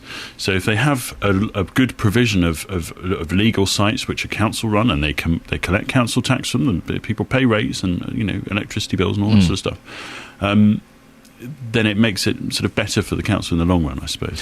So these residents who are upset by these plans, there's not much they can do, is there? Well, they can certainly still take part. There will be a consultation following these decisions today. And when we say decision, it's more a recommendation, because it will ultimately be the full council which rubber stamp it, but the cabinet, Central Bedfordshire Council, have to take the official decision, the executive decision, first of all, if you like, and that will be next month. So there's a meeting today, isn't there? And I'm hearing stories of coaches being hired for the protesters to go down and complain. Are the protesters, are they allowed into the meeting, and can they have a say today? Well, there will be a lot of people. I think there's some, as of yesterday afternoon when I spoke to the council, there's 33 people who are allowed to speak, or who've requested to speak. Now, they get 3 minutes each. So you do the math. It's going to take some time to get through that, probably a couple of hours. Now, the councillor who I spoke to a couple of days ago said that he expected this probably to go on as long as 4 o'clock. It starts at 10, so that's 6 hours of council meeting. You're going to be at this meeting, we'll be there all the way through it. What's your Twitter tag? Well, I'm Paul Scoynes on Twitter, but I'll tweet from the Three Counties account as well. At BBC3CR. It's always worth following your tweets from the council, because you give the facts. You also give what you don't get a lot in these kind of... You give the human element of it's all getting very excited now. People are starting to get angry. People are leaving. Well, there's going to be 180 people allowed in the chamber, and I'm hearing upwards of 500 people potentially turning up. They've got the police coming in. Wow. Definitely worth following at BBC 3CR. Very quickly, the Gypsies and the Travellers, what's their view on this? Are they welcoming this? Well, they've told you on this programme before that they don't think that anywhere near as that number of pitches is going to be enough. They say they need more. So they might be pleased that 158 is the latest figure, and that's a figure that was done by an independent assessment. So, but they've said that ultimately that they've never really had the opportunity to have places. It's long overdue. Central Beds is in some ways taking the bigger decision, because they're looking further into the future. They're looking to 2031. A lot of the other councils around here, Ian, are looking to only 2020, so they're only looking a few years ahead. They're at some point going to have to make these decisions too. And, in some ways, Central Beds are making the decision before others. OK, listen, just going off on a slight tangent, you are our official council meeting correspondent. We were talking yesterday about this planned hotel complex and restaurants and cinema by a rowing club in Bedford. You were at a meeting for that last night, weren't you? Well, they had the full council meeting in Bedford last night, which I went to, and members of the public are allowed to make some questions, or to ask some questions at the start of the meeting, and two of them did. I don't think they got a particularly satisfactory response, if you like, because the mayor was saying, we can't really say anything because it's a live planning application. So I think they went away a little bit frustrated, and some of the other councillors were tweeting last night saying exactly the same thing. We got an email sent around to us saying, well, we had a very frustrated evening. So we will still have to wait until the actual official planning meeting until they have that. full debate. Paul, lovely to see you, and lovely cup of coffee as well. Thanks, Thank you. no problem. There we go, Paul It's Scoins, our political reporter. Do follow at BBC 3CR, because it genuinely... Oh, council meeting going on for 6 hours, that's going to be really dull. Genuinely, his tweets are excellent, because you might get pictures, you'll get the facts, you'll get the human interest side of it as well. And it genuinely is a cracking read. Now, the lap dancing club in Ampthill is to relaunch as a club with no lap dancers. Shayla's opened just 3 months ago, and campaigners against the club collected a petition with around 2,500 signatures. They said it was out of place in the Georgian market town. Well, our lap dancing correspondent Justin Dealey has been down in Ampthill this morning asking people about whether they think a nightclub will be better or worse for the town. Well, David, you live about 200 yards away from this lap dancing club, which is being turned into a nightclub tomorrow. You're not happy about either, because you're saying the noise is just too much to cope with. Yes. It's people coming up here, they've had a few beers, feeling merry, hollering, shouting. I've got to get up in the morning and go to work. It's just too much. Once you're awake, and you're just listening, for the next person to come up there. You think, what are they going to do? Are they going to smash my windows? Because I've lived up here 40-odd years and I've had my windows smashed several times. Yeah. We can't blame that on that club. You're talking about other pubs. But I'm in general, it's just going over the years, people in the late night drinking and that, they just don't know how to behave. Some people are saying that it's a victory for local people because they didn't want the lap dancing club, but you're probably more concerned now with it being turned into a nightclub with the noise aspect. Oh yeah, it's the same old, and the councillors, they ought to come and live in Church Street. It's just too much, Well, Brian, you, like many people, happy about this news? The lap dancing club will be no more? Yeah, definitely. Can you tell us why? Well, it's in the wrong area to start off with. But now it's going to be a nightclub. Does that concern you as well? How long for, we don't know, do you? So do you think the nightclub will fail as well? Knowing him, yeah. Now, sir, from the very beginning, you were right. You said this lap dancing club wouldn't work here. Correct, yeah, I said it wouldn't. There's not enough clientele, not enough big enough area. So I travel, I'll tell you where I am. Keith the Fishman from Grimsby. I travel from Grimsby every day. Grimsby, Cleethorpes, seaside town. And even we haven't got one there, so I knew it would fail straight away. Well, Simon, as somebody who lives here in Ampthill, it's going from a lap dancing club into a nightclub. Will that be better or worse for you? Definitely worse, because there's already been trouble and other instances of underage drinking and fighting, and we don't need another nightclub opening up in Ampthill, continuing that process. I mean, just how concerned are you about this? Very concerned. I've got 2 teenage girls, and I don't want them being dragged into that sort of problems. But do you think people will go to this? Because they said the lap dancing club wouldn't work. Now there's going to be a nightclub here. Do you think the nightclub will work in Ampthill? Will people go there? Well, because there's another one shutting down, they will continue just going over there, and the problems will just continue going on. Well, Jenny, having a nightclub instead of a lap dancing club, will that be better or worse, do you think? I would say much the same. It's just Ampthill does not need a nightclub or a lap dancing club in the middle of the town. OK, take lap dancing clubs out of the equation. Why doesn't Ampthill need a nightclub? Because it's not the sort of town for a nightclub. We can have nice pubs, nice restaurants, but we don't need a nightclub. Are you concerned about this? Yes. I think it will fail. It's our reporter Justin Dealey talking to the people in Ampthill. Well, we tried to contact the club's owner, John Shaler, but we haven't been able to speak to him. John, if you're listening, give us a call. Put your side of the argument across. 08459 455 555. Phew, what a busy 15 minutes. Let's have a breather and listen to The Travel with Sophie, shall we? Beds, Hearts and Bucks Travel. BBC Three Counties Radio. Clockwise on the M25, the entry slip road is still closed following the earlier shed load of household goods, recovery work and an earlier overturned lorry as well at junction 23 at the A1M. Now anti-clockwise, it is looking busy at the moment where you'd expect between 26 at Waltham Abbey and 25 at the A10 for Enfield. Also again between 21 at St Albans and 20 at Kings Langley, and very slow as well between 17 at Maple Cross and 16 at the M40. Everything else not actually looking too bad. Usual delays on the Barnet bypass heading south between Stirling Corner and Mill Hill Circus. If you spot anything, do be sure to let us know. Sophie Tyler, BBC Three Counties Radio. Thank you, Sophie. Here's the news and sport now with Catherine Boyle. Getting beds, hearts and bugs talking. This is BBC Three Counties Radio. Good morning. The headlines. There are calls for the government to intervene in the case of a World War II pilot forced to sell his medals to pay for his care home in Chorley Wood. The Luton and Dunstable hospitals expressed deep regret over communication errors which led to an ill-by-mouth patient dying as the result of being fed. And the owner of the Amptill Lap Dancing Club, which sparked furious local protests, is set to cause more controversy with his decision to relaunch as a nightclub. Beds, Hearts and Bucks Sports. BBC Three Counties Radio. The Chelsea manager Rafa Benitez says the decision to only appoint him interim manager was, quote, a massive mistake. The Spaniard's future's in huge doubt this morning after he rounded on the club's board and supporters after the 2-0 win at Middlesbrough in the FA Cup.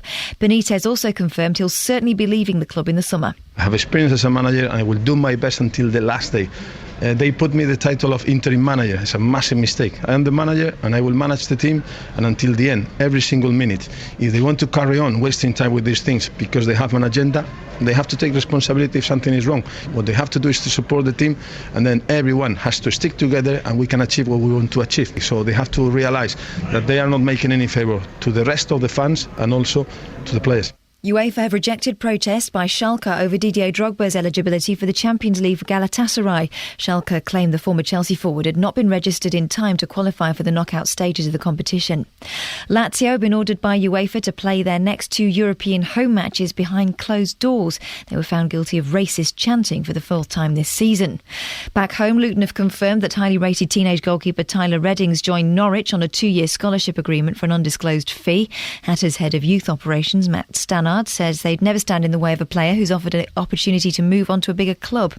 And England's cricketers took a couple of late wickets to reduce a New Zealand 11 to 224 for 6 after day 2 of the warm-up match in Queenstown. Earlier, England scored 426 with Ian Bell making 158. And that's your latest news and sport. More from me at 8 o'clock. You'd have taken the tenner from the wallet, wouldn't you? I wouldn't. Sorry? No, I wouldn't. Really? No. You'd have handed it in? I would have handed it in. I remember years ago, I found a guy's wallet and it had everything in it. His whole life was in it, and there was about 150 quid, right? And it had a phone number in it. So I phoned up and said, I've got your wallet. Oh, that's oh, that is brilliant, fantastic. I said, the money, there's still money in. Oh, that's brilliant. Where do you live? I'll pop round. And he came round, he took the wallet, he gave me £1. I'd have given it back to him. That's just rude, isn't it? It was rude. There's 150 quid in there. He went, look, I've got something for you. I'm thinking, I'm going to get a tenner, I'm going to get 20 quid.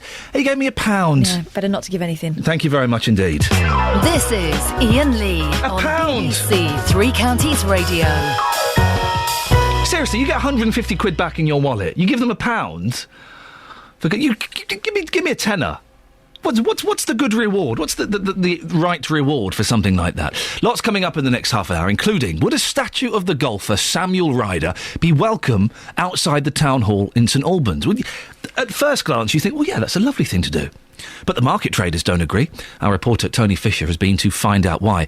And hundreds of residents are expected to gather outside the council offices in Bedfordshire this morning. The police are going to be there as well. They're unhappy, the residents, not the police, about plans for new travellers' sites. I'll be speaking to the Secretary of the Gypsy Council to see what he makes of it. The reason we're talking about this wallet is a member of our team, Kelly Betts, found a purse. It was a purse because it had a bow on it. At a gig, there was £10 and there was a bank card with a name on it. She shouted out the name of the person, no one turned up.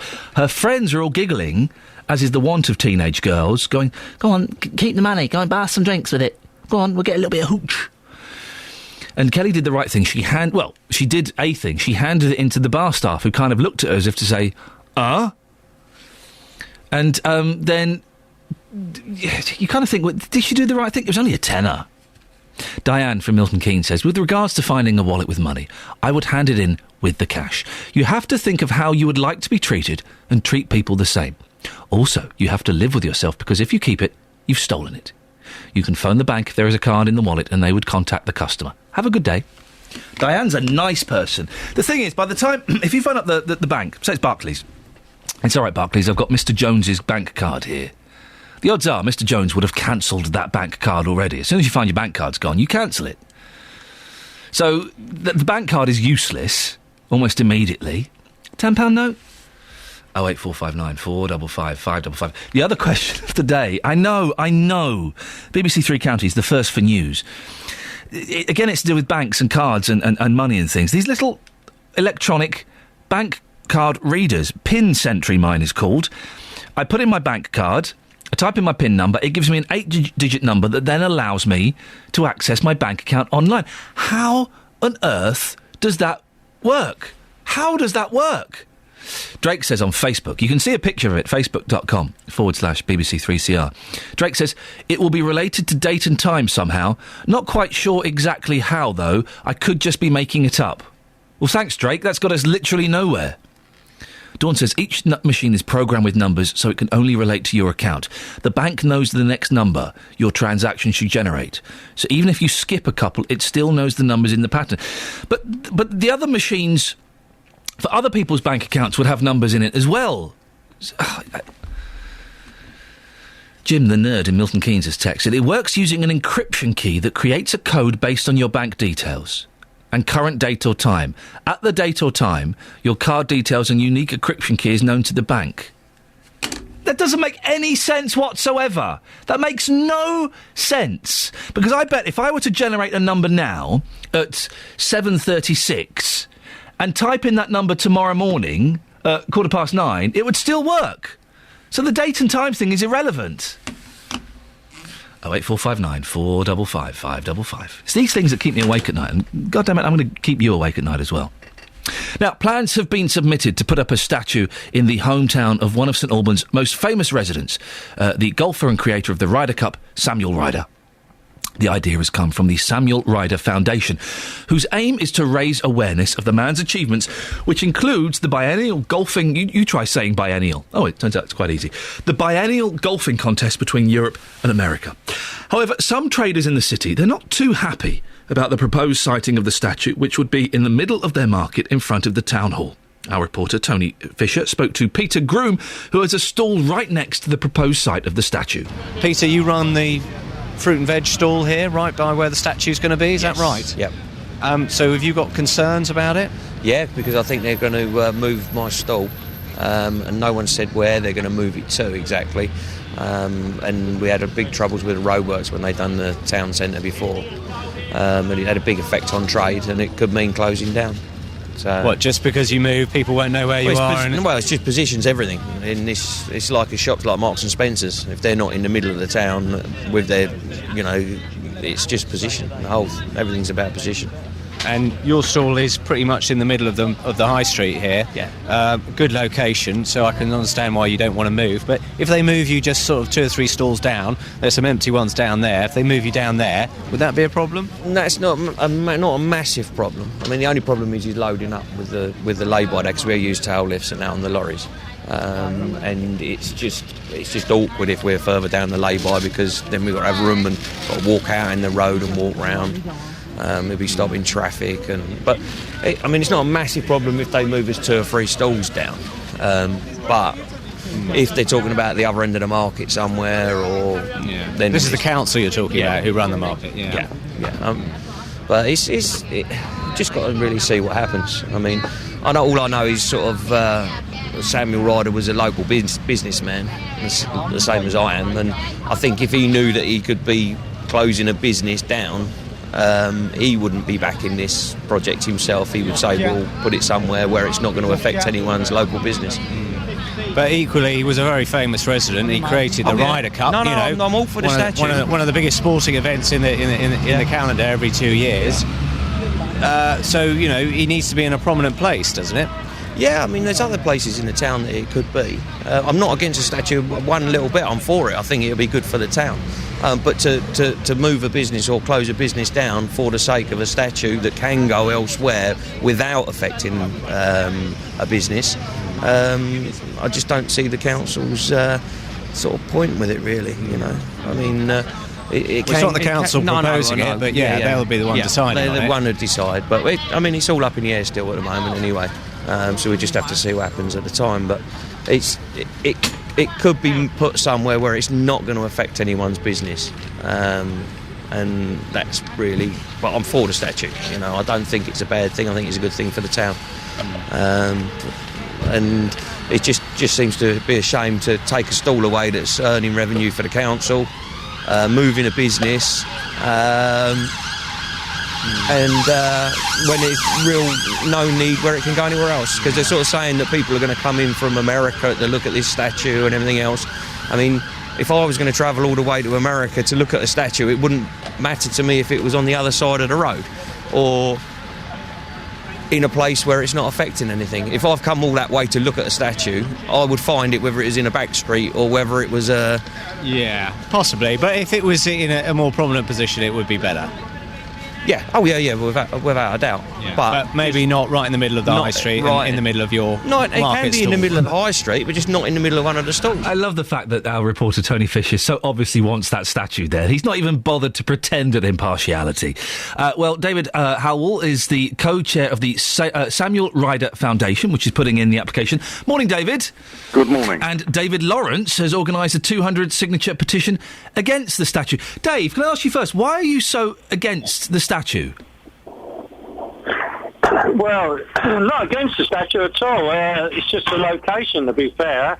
They've not considered the market in any shape or form, to be honest. We had no consultation with anybody about it until we suddenly saw 2 green application notices strapped to a lamppost.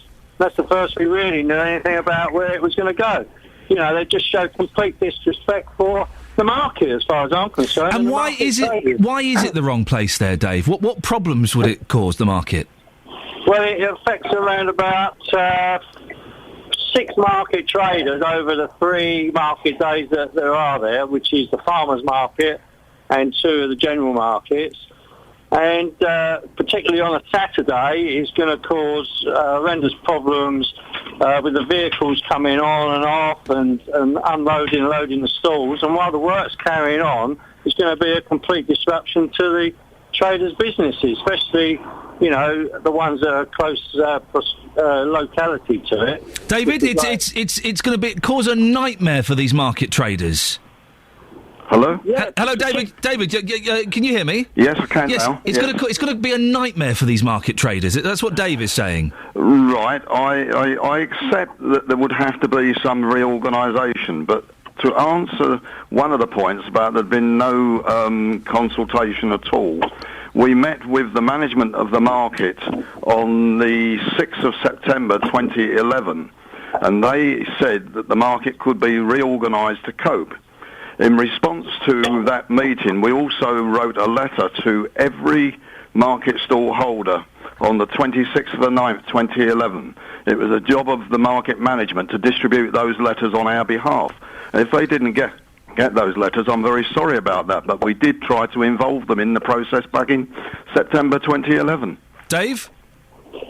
Well, all we heard was very little info from this. But that's not. This is so confusing. That's not David's fault, though, is it? He gave letters to give to that were supposed to be handed out to the market traders. Well, I'm not saying it's his fault, but what I'm saying is that, you know, we really needed some direct consultation with the people behind the Samuel Ryder Foundation, and there was none at all.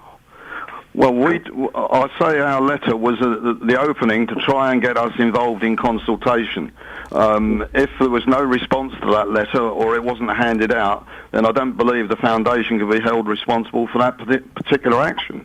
However, I do believe that we can all work together to achieve a reasonable outcome to this. David, what compromises could you offer? Is there a chance that the location of the statue could be moved? Well, originally we wanted it very much closer to the town hall, and it was after consultations with various people in the council that we walked the entire city and decided that this would be the compromised location. But it's going to cause problems, apparently, for the market traders. Yes, except that I accept that some people will have to have their position adjusted. Dave, you just adjust your position slightly. Not so easy, particularly on a Saturday when you've got a very full market. The relocation of some of these traders would be very detrimental to their businesses, and when there's other locations that are, you know, just as good around the town centre, then I don't see why we can't sort of talk and maybe come to some agreement that another location will be better. Dave, is it not just a case of a couple of market stalls shift 6 feet that way, 6 feet the other way? Would that not work? Not with trees in the way, unfortunately, and bollards and what have you. You know, I mean, unless you're going to start taking trees down, it's not going to be so easy. You've got bollards for electrical power for the stalls, and trees that are located. OK, Dave, we're running out of time. David, I just want to put it to you, what compromise do you think you could offer the market traders? I'm not absolutely sure at this time, but I'm quite prepared, or we, the Foundation, are quite prepared to meet anybody if they want to have a chat with us on site at any time. Dave, do you fancy having a chat with David and seeing if you can reach a compromise? Yeah, no problem at all. I'm going to hand you both back to our... Look at this, we're the facilitators. We had this yesterday. Dave Lawrence, David Holwell, thank you very much. I'm going to hand you back to our team. We're going to see if we can arrange a little get-together. Maybe we'll send Tony Fisher down again. See if we can just... Wouldn't it be nice if we could sort something out? Because I think having a statue is a cracking idea, but I don't want any market traders to lose any business as a direct result of that. 08459 455 555 is the phone number. We'll see if we can get those two chatting on site and have a little look around. Here's the travel news with Sophie. Beds, Hearts and Bucks travel. BBC Three Counties Radio. Problems we had heading clockwise on the M25 have since returned to normal. The entry slip road has been reopened and it all looks like it's moving fairly nicely now around junction 23. Now anti-clockwise it is heavy, however, between 26 at Waltham Abbey and 25 at the A10 for Enfield. Also slow again between 21 at the St Albans exit and 20 at Kings Langley, and 20 minutes worth of delays between 17 at Maple Cross and 16 at the M40. Now heading north on the M40, also still heavy at the moment between the Denham roundabout and junction 1A at the M25. And everything else looks like we're looking at the usual delays at the moment. Heading south on the A10 through Cheshunt, fairly slow between College Road and Winston Churchill Way. Also slow again around Bullsmore Lane this morning. And the A405 at North Orbital Road, fairly slow approaching the M25 junction 21A roundabout. Trains are looking good at the moment. Nothing to update you with there. Sophie Tyler, BBC Three Counties Radio. Thank you, Sophie. 7:47, a little bit later than normal. These are your headlines this morning on BBC Three Counties Radio. There are calls for the government to intervene in the case of a World War II pilot forced to sell his medals to pay for his Chorleywood care home. The Luton and Dunstable Hospital has expressed deep regret over communication errors in which a nil-by-mouth patient ended up dying as a result of being fed. In sport, Rafael Benitez has confirmed he'll be leaving Chelsea at the end of the season and has criticised the club's board and the fans following the 2-0 win at Middlesbrough in the FA Cup. Coming up, hundreds of residents are expected to gather outside the council offices in Bedfordshire this morning. They're unhappy about plans for new travellers' sites. Before 8am, I'll be speaking to the Secretary of the Gypsy Council to see what he makes of it. But now at 7:49, let's get the weather with Elizabeth Rossini. Beds, Hearts and Bucks weather. BBC Three Counties Radio. Hello, a very good morning to you. It's not going to be a bad looking day at all across the three counties today. A bit of a cloudy and a cold start. The best of the brightness and the sunshine will always be towards northern areas of Hertfordshire and Bedfordshire in particular, I think, today. But just some brightness emerging just about everywhere, I think, into the afternoon. Quite a lot of cloud around to start the day, though, and a northeasterly breeze that will pick up into this afternoon. So, of course, if you're standing in the more exposed spot, then it will feel quite chilly in that wind. It's still coming from a rather cold place, but temperatures where we get the brightness and the sunshine, and that should be just about everywhere by the end of the day. Then we're looking at temperatures between 7 and 9 degrees Celsius. That's 48 in Fahrenheit. It's not bad at all. As we head into this evening and overnight, we'll start to see a bit more low cloud spread in, though, and that's going to give us a few outbreaks of drizzle at times, but certainly nothing significant in terms of rainfall. Temperatures down to around probably 4 or 5 degrees Celsius in many of the towns, so a milder night tonight than we saw last night. And tomorrow, lots of low cloud around, grey, misty to start the day, and that low cloud quite difficult to shift, I think, but we might just get a bit of brightness into the afternoon. But the higher temperatures will be today. I'm afraid tomorrow only up to around 6 degrees Celsius, really rather cloudy, and it will stay the same for the rest of the weekend as well, rather grey and dull, I'm afraid. Lots of low cloud around, but at least it will stay dry. That's what we can say anyway. The start of the meteorological spring tomorrow as well. I'm very excited, even though it is going to be really rather cloudy. That's the forecast. Thank you, Elizabeth. It's good to know she's excited, isn't it? There's 3 days of sport this weekend on BBC Three Counties Radio, and it all starts Friday night. And Watford finally do take the lead. after the win over Derby moved them into second place. Breathing space for the Hornets at the midway point of the second period. Watford hope to strengthen their assault on automatic promotion away to Wolves. Touched in by Joel Ekstrand, and Watford have got that all-important second goal. Live Championship commentary in Three Counties Sport. Friday night from 7, BBC Three Counties Radio. Well, residents in Central Beds say it's D-Day in the saga over where the council will site its gypsy and traveller pitches. Around 130 pitches are needed. 35 sites have been identified and we'll know later where those will be. Travellers say that's not enough. Hundreds of residents are expected to attend to voice their objections. Well, I'm joined now by Adam Zerny, who is the Independent Central Beds councillor for Potton. Morning, Adam. Good morning, how are you? Yeah, I'm very well, thank you. Come to you in a second. I will say hello to Joseph Jones, who's Secretary of the Gypsy Council. Morning, Joseph. Good morning. Now, Joseph, you live in Buckinghamshire, but you've had a lot of contact with Bedfordshire travellers. Excuse me. What are they telling you? Well, the fact is there's almost no proper consultation over this. So there hasn't been, the real input from the community. It's talking about us, not talking to us. So you'd like to have seen more contact with the gypsy and traveller community, and what would you like to have said? Proper consultation being done with families, because if we're talking, in some instances up to 2031, it's only the families themselves that really know what the unmet need is. There are hundreds of people going to the council meeting today to protest against these sites. Why do you think there has been so much opposition to the plans? People get worried. They think that if there's a gypsy site near them, it's going to affect the price of their house. That's often, in my opinion, that's often the motive. And that's understandable, but there needs to be more done on the part of the council to help people to understand, gypsies and travellers, and for better community cohesion. At the moment, there's really nothing. It's interesting you say that it will affect house prices, because all of the I don't believe it will, but they believe it will. They believe it will. Because all of the people we've spoken to, all the protesters, not one of them has mentioned that. Why do you think that is? Do you think that they're afraid to mention that?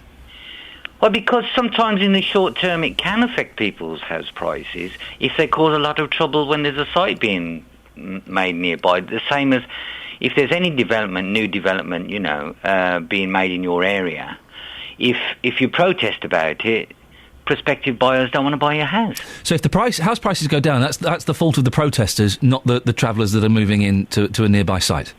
It's a combination of things, isn't it? It's racial stereotyping, it's all sorts of things. Joseph, stay there. Adam, you just heard Joseph there. I'm surprised to hear from him that he feels there's not been enough consultation with the travellers themselves. Why is that, do you think? I thought Joseph put that across very eloquently. He's right. There's been a terrible lack of consultation. I attended a public meeting in Potton last week as a ward councillor. Local travellers and the settled community united in their disgust at the lack of consultation by the council. Would you believe that the council had a consultation last autumn on the nature of the process they'd conduct? Not the sites they're proposing, apparently these weren't ready for the public to be told about, but how they might conduct affairs in future. They got something like 116 responses from a population of 250,000, which is, 1 in 2,000? And today, when many hundreds of people want to attend a public meeting, the council have known for months would be well attended, we're told there'll be a limit of 180 people and it will be enforced.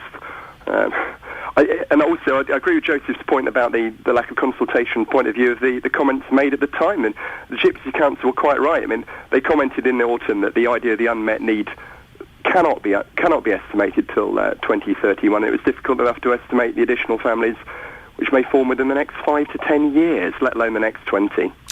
So it sounds like neither side's going to be happy. The travellers aren't happy because they've not been consulted, and the residents aren't happy because they're going to get travellers' side. So no one's pleased. Yeah, I'd certainly agree with that. That's certainly the impression I got at the meeting I was at last week. 300 people plus are expected to turn up at the council offices today. Will they be able to cope with that many people? Well, I gather they're going to have the police on hand, and they will have people on the door to gauge the numbers. But the thing that concerns me is that it depends on who gets there early. You could have a completely odd reflection of the sort of people that live in the county. You might have people all from one area. There won't be any attempt, as far as I understand, to ensure that there is a mix of residents and travellers from different parts of the county. So it's first come, first served, that's how it works, is it? You turn up, you get in? As far as I understand, yes. Joseph, what do you think needs to happen for travellers to build that bridge with these communities? I think that if the council were to actually work with the community, that this problem of unmet need can be solved without upsetting lots of people who are concerned about it. Because there are places, you know, across the county where people get on very well with gypsies and travellers and they understand them better than in other parts, you know. So rather than trying to foist sites into areas where people definitely don't want them, why don't they just try and work with the community and put them in places where people don't mind? Well, it's interesting you say that. Would anybody say, "Hey, yeah, listen, we've got a field at the back of our house. Why don't you come and build there?" No, but there's a difference between a protest from 10 people and 2,000. Yeah, I suppose there is, but it would be unlikely that, I would imagine, and again I could be wrong, that many people would welcome a traveller site with open arms. Well, I don't know. That's a question that can't be answered. I've asked a philosophical question. I'm very proud of myself. Thank you.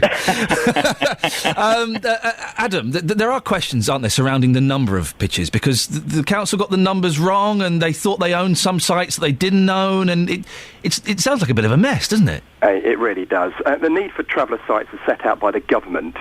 And from what I understand from speaking to local travellers, there is believed to be a local need, but I queried Central Bed's figures for the number of sites, which keeps changing. I spoke to a local auditor last week and he highlighted to me that the council spent just over £2,000 on an outside consultant to confirm the number of pitches they needed to find. He reckoned that equated to about 8 hours' work. Well, the company are based in Wales, I might add, so one assumes they've not even been there. Goodness knows, perhaps money plays a part. There is a fund of money called the New Homes Bonus, which is the did I say bribe? The money that the central government gives local authorities for new houses and traveller sites. It equates to about 6 years' council tax. So the council could get potentially up to £1.5 million for the sites that they provide. And I'm not suggesting that's played a part, but I have asked for confirmation of this figure from the council officers on 3 occasions, but I've not had a proper answer to my question there. My figure comes from a reliable source within the government, I might add. Adam, we will investigate that further. Thank you very much, Adam Zerny, who is Independent Central Beds Councillor for Potton, and Joseph Jones, Secretary of the Gypsy Council. What do you think? 08459 455 555. If you want to follow this meeting, it's going to be a doozy today. It really is. They're expecting, I say 300, it could be as many as 500 people. It could be a doozy.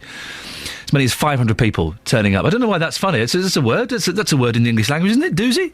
I think you can call a council meeting a doozy. I think so.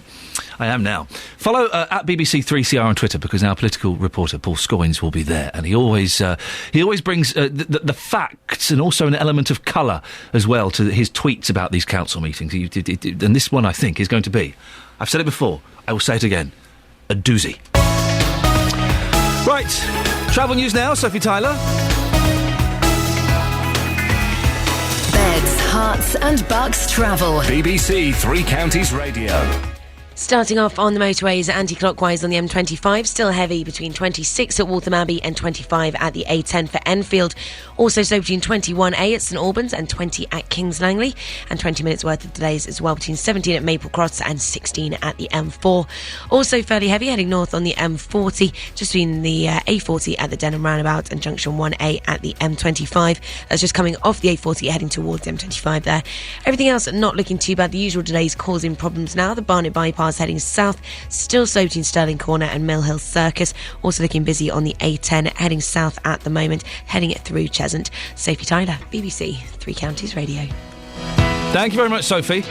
I guarantee by 9 o'clock this morning we will have got to the end of the mystery of how on earth those ridiculous bank card readers actually work. But before that, news and sport with Catherine Boyle. Getting beds, hearts and bucks talking. This is BBC Three Counties Radio.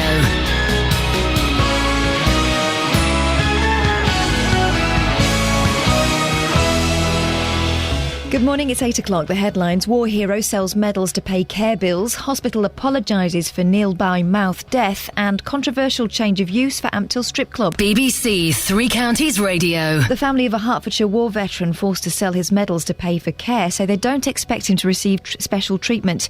It comes amid calls for the government to intervene in the case of Wing Commander Branson Burbridge, who was honoured for shooting down 21 German aircraft during the war and is now suffering from advanced Alzheimer's. His son Paul told Iain Lee that while he's touched by public concern, Branson shouldn't be a special case. I don't think my father would want to be made a special case. I don't think anybody owes him a particular kind of debt that is any more than all the kinds of people who gave, in many ways, much more than he did. One of the reasons why he tops the lists of highest scoring night fighter pilots is because he did survive rather than because he was himself killed. The Luton and Dunstable Hospital has expressed deep regret over communications errors which led to a nil-by-mouth patient dying as a result of being fed. Lawyers acting for the family of 68-year-old John Burr said a do not resuscitate order led to his being left to choke and struggle for breath for 3 hours before he died. The hospital's offered Mr Burr's family an unreserved apology and an undisclosed sum of compensation. The Ampthill Lap Dancing Club, which sparked furious local protests when it opened in December, is set to cause even more controversy with a change of use. Just 3 months after it opened, Shayla's will be relaunched as a nightclub tomorrow. Matthew Deere led the campaign against its original incarnation. It's a partial victory. It's a victory for those people who didn't want it because they didn't want a sex venue, and I was one of those. However, there were lots of people who opposed it because they were concerned about antisocial behaviour, what might happen with a late establishment that was serving alcohol and so on and so forth. And I think, if anything, they will be more concerned by reports that this is going to be turned into a normal nightclub. Hundreds of people are due at the offices of Central Bedfordshire Council in the next few hours ahead of a meeting about gypsy and traveller sites. The council needs to find 158 pitches, more than first thought, and has 32 sites which have been deemed suitable. We'll keep you up to date in the course of the day. The founder of one of the most famous sporting events in the world, the Ryder Cup, could be about to be honoured in his hometown of St Albans. The Samuel Ryder Foundation have applied to have a statue of their golfing namesake erected in front of the town hall. In sport, the immediate future of the Chelsea manager Rafael Benitez is in doubt this morning. Speaking after his side's 2-0 FA Cup win at Middlesbrough, he accused some fans of having an agenda and said the decision to appoint him as interim manager was a massive mistake. He also declared he'd definitely be leaving at the end of the season. The weather, cloudy and mostly dry this morning, but brighter later with a top temperature of 6 degrees Celsius, that's 43 degrees Fahrenheit. There's more news and sport online at bbc.co.uk/Three Counties. BBC Three Counties Radio. First for news. Doozy's a word, yeah? So not a word I use a lot, but I would recognise it, yes. Thank you very much. And she's the news.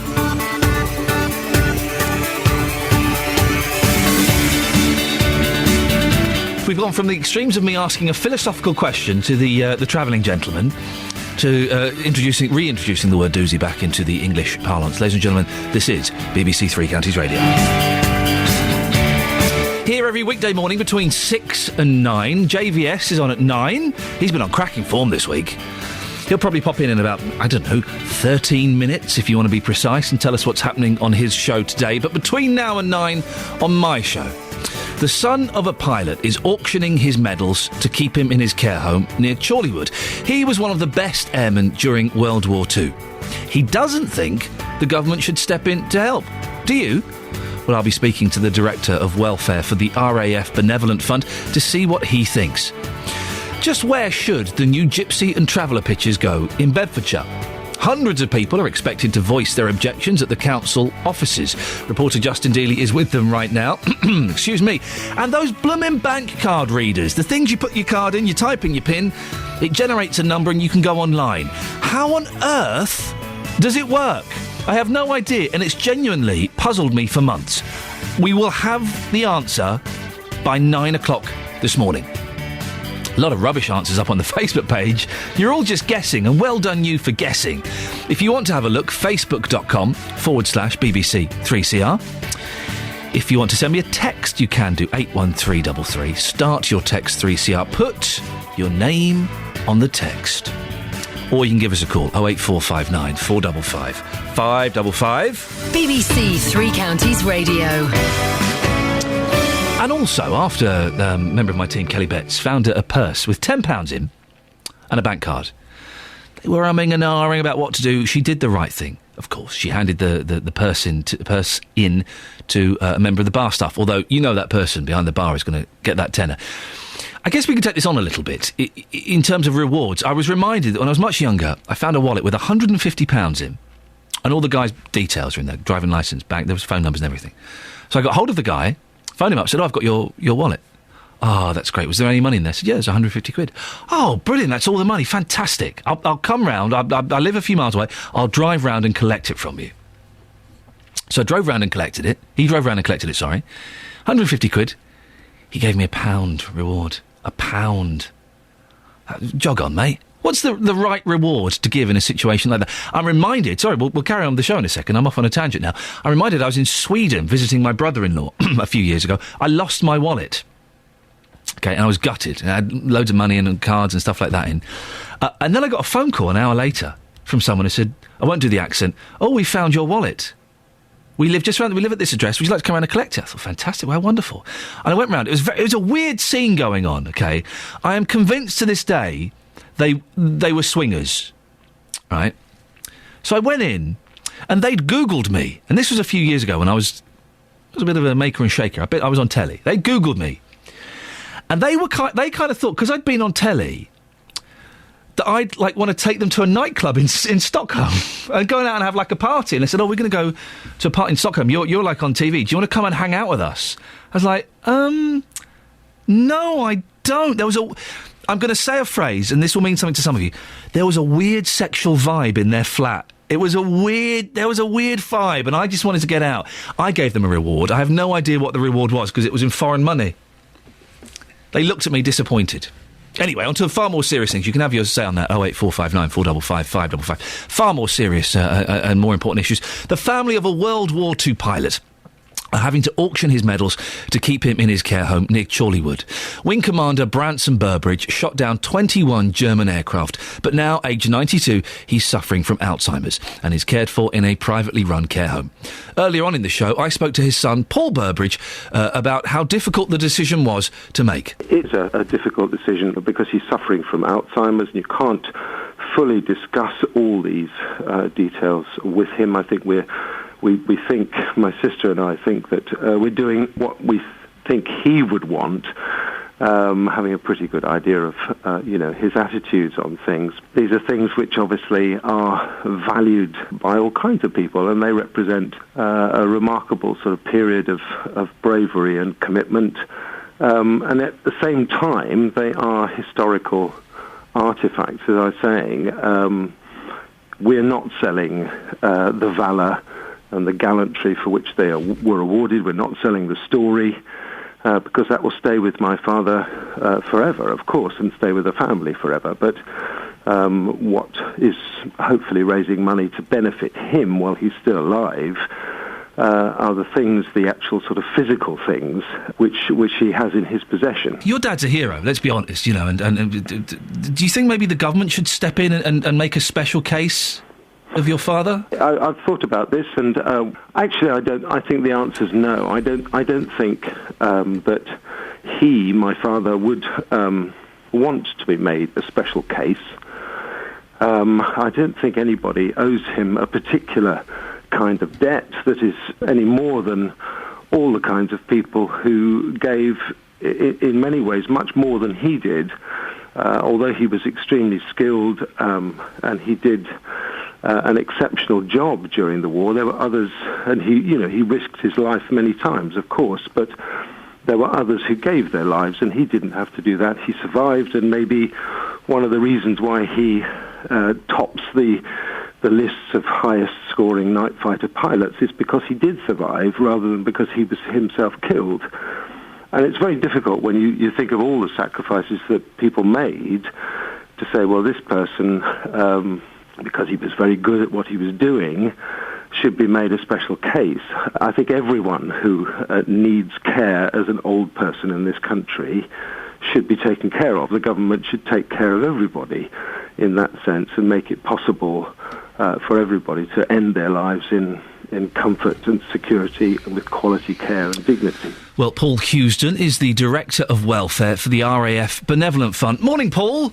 Hello, Ian. Good morning to you. When you hear a story like this about a 92-year-old hero having to sell his medals, and it's not just medals, there's artworks and there's his logbook and all of these things to raise money for his care. What do you think when you hear something like that?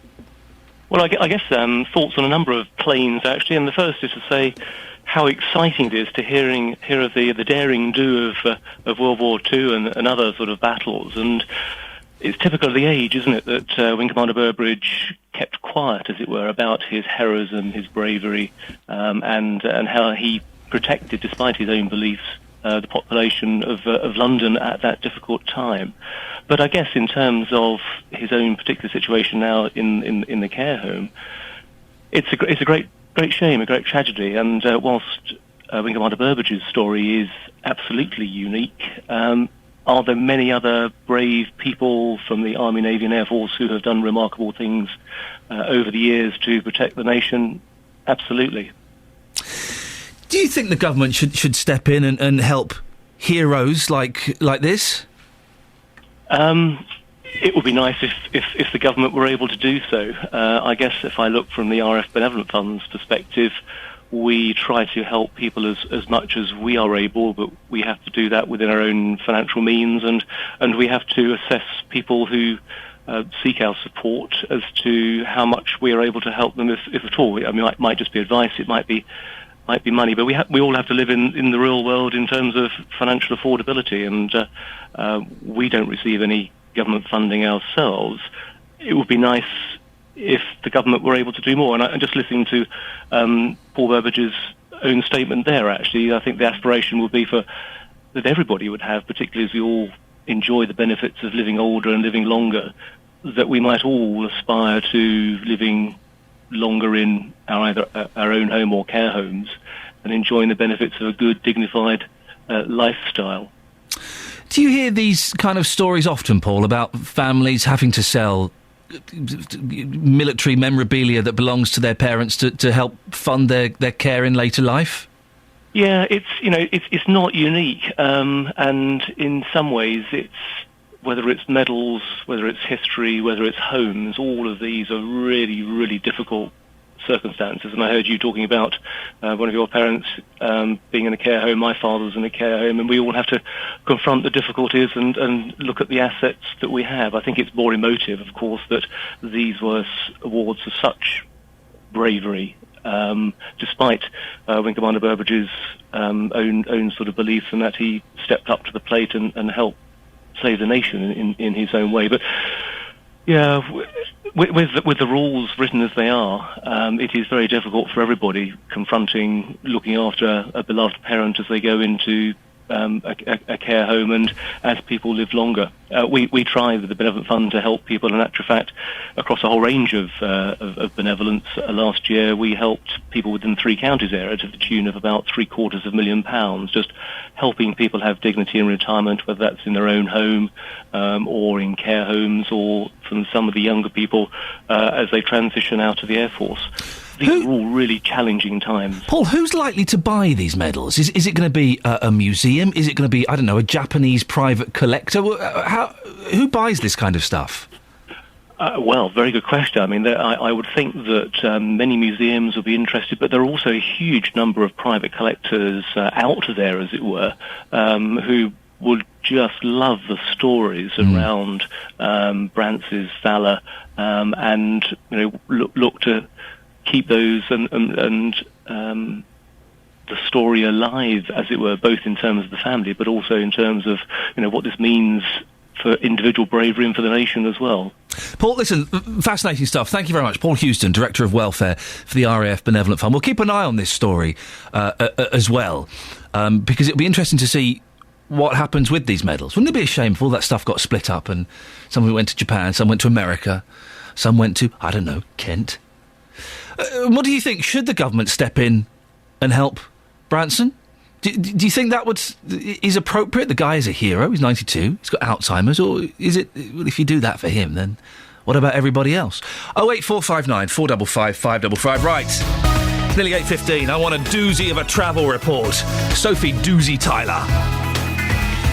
Beds, Hearts and Bucks Travel. BBC Three Counties Radio. Well, still looking much the same at the moment. Starting off on the motorways, anti-clockwise on the M25, it is heavy between 26 at Waltham Abbey and 25 at the A10 for Enfield. Also still slow between 21A at St Albans and 20 at Kings Langley. While heading north on the M40, it is also very slow between the A40 at the Denham roundabout and junction 1A at the M25. Now, everything else not looking too bad, actually, just the usual delays to update you with at the moment. The A10 looking busy at the moment on the Great Cambridge Road, heading south through Enfield between Bullsmore Lane and Southbury Road, and through Cheshunt as well, also busy between College Road and Lieutenant Ellis Way. The A41 heading south through Hemel Hempstead, also looking fairly busy just between the Hemel Hempstead turn-off and Kings Langley at junction 20 of the M25.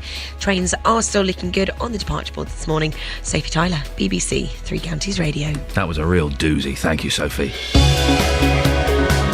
Morning, it's 8:16. It's Thursday, the 28th of February. I'm Iain Lee, and these are your headlines this morning on BBC Three Counties Radio. The family of a Hertfordshire war veteran forced to sell his medals to pay for care say they don't expect him to receive special treatment. The Luton and Dunstable Hospital has expressed deep regret over communications in which a nil-by-mouth patient ended up dying as a result of being fed. In sport, the immediate future of Rafa Benitez is in doubt this morning after he attacked the Chelsea board and the fans following the 2-1 win at Middlesbrough in the FA Cup. The weather today for Beds, Herts and Bucks: cloudy and mostly dry this morning, brighter later with a top temperature. Here's a football joke, football fans. You should follow the excellent @TwopTwips on Twitter. They do some superb stuff, and someone has just tweeted this: get your Chelsea manager name by combining your first name with your last name. It's bound to come up eventually. BBC Three Counties Radio. Nick Coffer across Beds, Herts and Bucks. On Friday, my tour of the Three Counties continues with me visiting the Bull Inn at Redbourne. Nick Coffer. I'll be having a go at lawn bowls. There'll be music from an all-female folk band, and I'll be sampling some of the delights from Redbourne Berry Mill. Nick Coffer, Monday to Saturday from 12 on BBC Three Counties Radio. Don't sound surprised I look smart. Jonathan Verner-Smith has come in, himself looking a little bit scruffy. When I iron tops, I iron the collars as well. He's come saying, why are you looking all smart? What's going on? What are you doing? It's you. Is that a moleskin blazer? No, it's corduroy. Corduroy. How very chemistry teacher.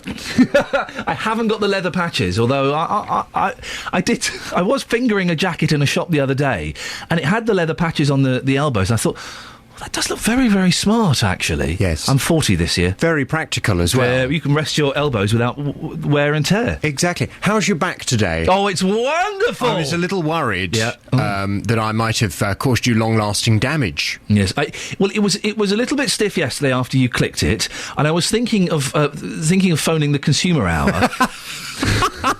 To see if there was anything you could do. I can imagine you phoning yourself up in the office and arguing. But no, it's great. It's good, is it? And I did enjoy your Consumer Hour yesterday, you cheeky little consumer ferret, you. Oh, no, don't. It was the first call says, my daughter likes to call you the Consumer Crusader. Yeah, I like that. And then this fella phoned up and said, I think of you as a ferret, Jonathan. You don't let go. And you were obviously really mortified by that. You could hear... You don't want to be called a ferret. Who wants to be called a ferret? They stink. There was this little heartbreak in your voice, and then he did it again. I know. And now there's a song on the internet all about how I'm a consumer ferret. Oh, it's gonna stick though, isn't it? You are. I do. You've got the same teeth. Is that what he was referring to? I don't know. How hurtful. Why do I come in here for abuse? You've got a furry back. No, stop it. Don't, because this will wound. It will do. He's laughing now. He's crying on the inside. I'm going to go out that door and repeatedly smash my head against the wall. Oh, no, don't. Do it on a wall I can't see. So, listen, you've been on fire this morning. Oh, have I? This week. You've been great this week. Have I? Yeah, you've been really good. Thanks ever so much. I've been thoroughly enjoying it. It's very nice. Keep the standard up to date. What is your big question this morning? Well, coming up at 9 on the big phone-in, it's the big local story today for us here in Beds, Herts and Bucks. I'm going to be asking, do you understand the hostility towards travellers? Hundreds of people are expected to go to the offices of Central Bedfordshire Council this morning ahead of a meeting about gypsy and traveller sites. The council needs to find 158 pitches, more than first thought, and has 32 sites which have been deemed suitable. But many people living near these sites are unhappy about the potential changes. I hear, little birdie tells me, they are expecting coach loads of people to turn up at the council offices this morning to protest and to complain. Well, can you understand that level of hostility? Do you think, oh gosh, I'd feel exactly the same way if they were going to be putting loads more traveller pitches near me? I'd also want to go to the council and say, no, I'm not having it. Or do you think it's very unfair? Do you think travellers need somewhere to live? And actually this hostility is totally and utterly unreasonable. Your views from 9, please, on 08459 455 555. Do you understand the hostility towards travellers? What I find interesting, we just spoke to a traveller, and neither side's happy. Neither side feels that the travellers and the residents feel they've been consulted properly, and they all kind of feel a bit left out, really. Hostility all round. We're hoping as well a little later on my show to go live to the council offices. Ooh. And we'll be talking to some of those protesters. Yes. Do they feel their hostility is misplaced or not? We'll find out later. Jonathan, thank you very much. We shall be listening. If you want to, I do suggest, if you're on Twitter, follow at BBC3CR, because Paul Scoynes, our political reporter, will be there tweeting, and he always paints a very colourful picture of these meetings. You get the facts, and you get, I was going to say the glamour. Glamour's the wrong word, isn't it, for a council meeting? There's very little glamour there. You get the facts and you kind of get the human interest side of it as well. It's genuinely a fascinating read. Now, this story about this war hero, Wing Commander Branson Burbridge. I don't know if any people are called Branson these days. What a fantastic name. His family are being forced to sell his medals. He's 92 years old. Being forced to sell his medals and other war memorabilia to help pay for his care. Well, what do you think? What do you think, John in Milton Keynes?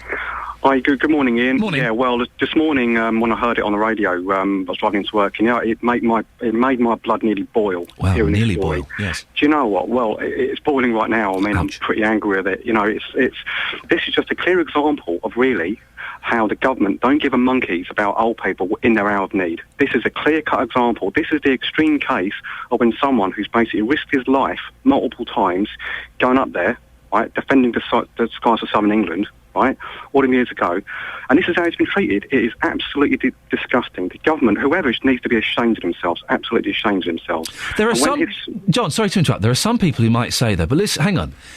If the government steps in to help Branson, then there are other people that served in the armed forces during World War II that are in need of care. They have to step in and help them. And the money, I guess, isn't there, is it?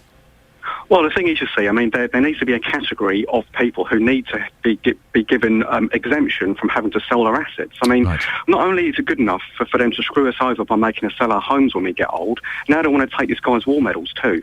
You know, the whole thing is just like, it's sick. It's scraping the bottom of the barrel. So how? Really but then once you start kind of trying to categorise, and then you have that weird argument where you go, okay, well Branson shot down 21 Germans. What's the cut-off? If someone killed 5 Nazis, do they get their care paid for, or do you see what I mean? You then have to kind of have a cut-off point. I see what you mean, but I mean, the thing is, I mean, an asset could be, I mean, war medals, they're valued at I guess they're valued at over £100,000. Now, the thing is, that's a personal artefact. It's a personal item that's personal to him. I mean, so where are they going to draw the line by absolutely fleecing you over everything you've got? Personal stuff, which may be of some sort of value. Where do they draw the line to basically taking everything off us? I mean, this guy, you know, I feel sick of it, really sick. John, listen, we've got to end it there. Sorry to cut you short. I hope you feel you got your say. John in Milton Keynes. Things are going to change and improve slightly in 2017, I think, 4 years' time. And it's that thing we said, well, he killed 21 Nazis, so yes, we'll pay for him. But your granddad, he only killed 1 Nazi, I'm afraid. So that wasn't enough. He should have tried harder. We're not going to pay for his. How do you categorise it? It's interesting. What was interesting was that the guy's son said, well, no, we don't think that the government should step in and treat him any differently. Gary in Luton says, I think it's disgraceful that the fighter pilot has to sell his medals for care. I believe, contrary to what his family say, we do owe him a great debt, and he should be treated as the hero he is. The government should pay for his care. He's not a special case, he's just a rare one. God bless him. 08459 455 555. It's the thing that's been bugging me all morning. These card readers. I've got a card reader. I put my bank card in, type in the PIN. It gives me an 8-digit number that allows me to access my bank account online. Dom from High Wycombe. How on earth do they work, Dom? I can't tell you that. Oh, well, what have you called in for then? Right. These card readers. Yes. According to my bank, basically I can use a PIN century that works on any UK bank. So, where, for example, I guess you bank with Barclays. I bank with Lloyds. If I were to turn up to your house, I could access my bank account by putting my card into your. Oh, really? Because one of the people on the Facebook page was saying, well, actually, yeah, it's each card reader relates to that individual person, but it doesn't even. It's not even each bank relates to that person. No, You could use any of them. I mean, I bank with Lloyds. It's a business account, and obviously they've got like the help down the side, and it says that you can use any PIN century from any UK bank. Lots of people are saying. Stephen Milton Keynes on the text and Stephen on Facebook. They're all saying algorithms. Stephen says, algorithms, mate. That's all you need to know. What does that mean? I guess it's got something to do with those book of algorithms that you got when you were at school. I'm getting so... Dom, listen, thank you for not really taking the argument on that much further. If anything, you've muddied the waters even more, Dom. Thank you very much. Algorithms? Can I be honest? I don't really know what algorithms are. Are they like combinations of numbers and patterns, are they? I don't know. Oh, God, I look like an idiot. Nothing unusual there. Now, residents in Central Bed say it's D-Day in the saga over where the council will site its gypsy and traveller pitches. Around 130 pitches are needed. 35 sites have been identified and we'll know later where those will be. Travellers say that's not enough, and hundreds of residents are expected to attend the meeting to voice their objections. Well, our gypsy correspondent, Justin Dealey, has been at the council offices in Bedfordshire for the last half an hour. Well, it's just gone 8 o'clock in the morning. I'm just inside the council offices here. The meeting doesn't start until 10, but already lots of people arriving. Raymond, you're one of those. You're from Moggahanger. Tell us why you don't want travellers in Moggahanger. Well, I think what you've said to me, we don't want them. I don't think that's the word we should use. I think they can be anywhere, wherever you would like to put them. They keep theirself to themselves. But Moggahanger is a very small village which has problems with sewerage, community. We have no doctor's surgery. Our bus routes is not very good. Our road system in the village is very small. Is that the real reason, though, Raymond? Well, is this really about your house price? You're worried that's going to go down in value? Of course I'm worried about it. I've not worked all my life to lose my castle, as one would call, as a valuation.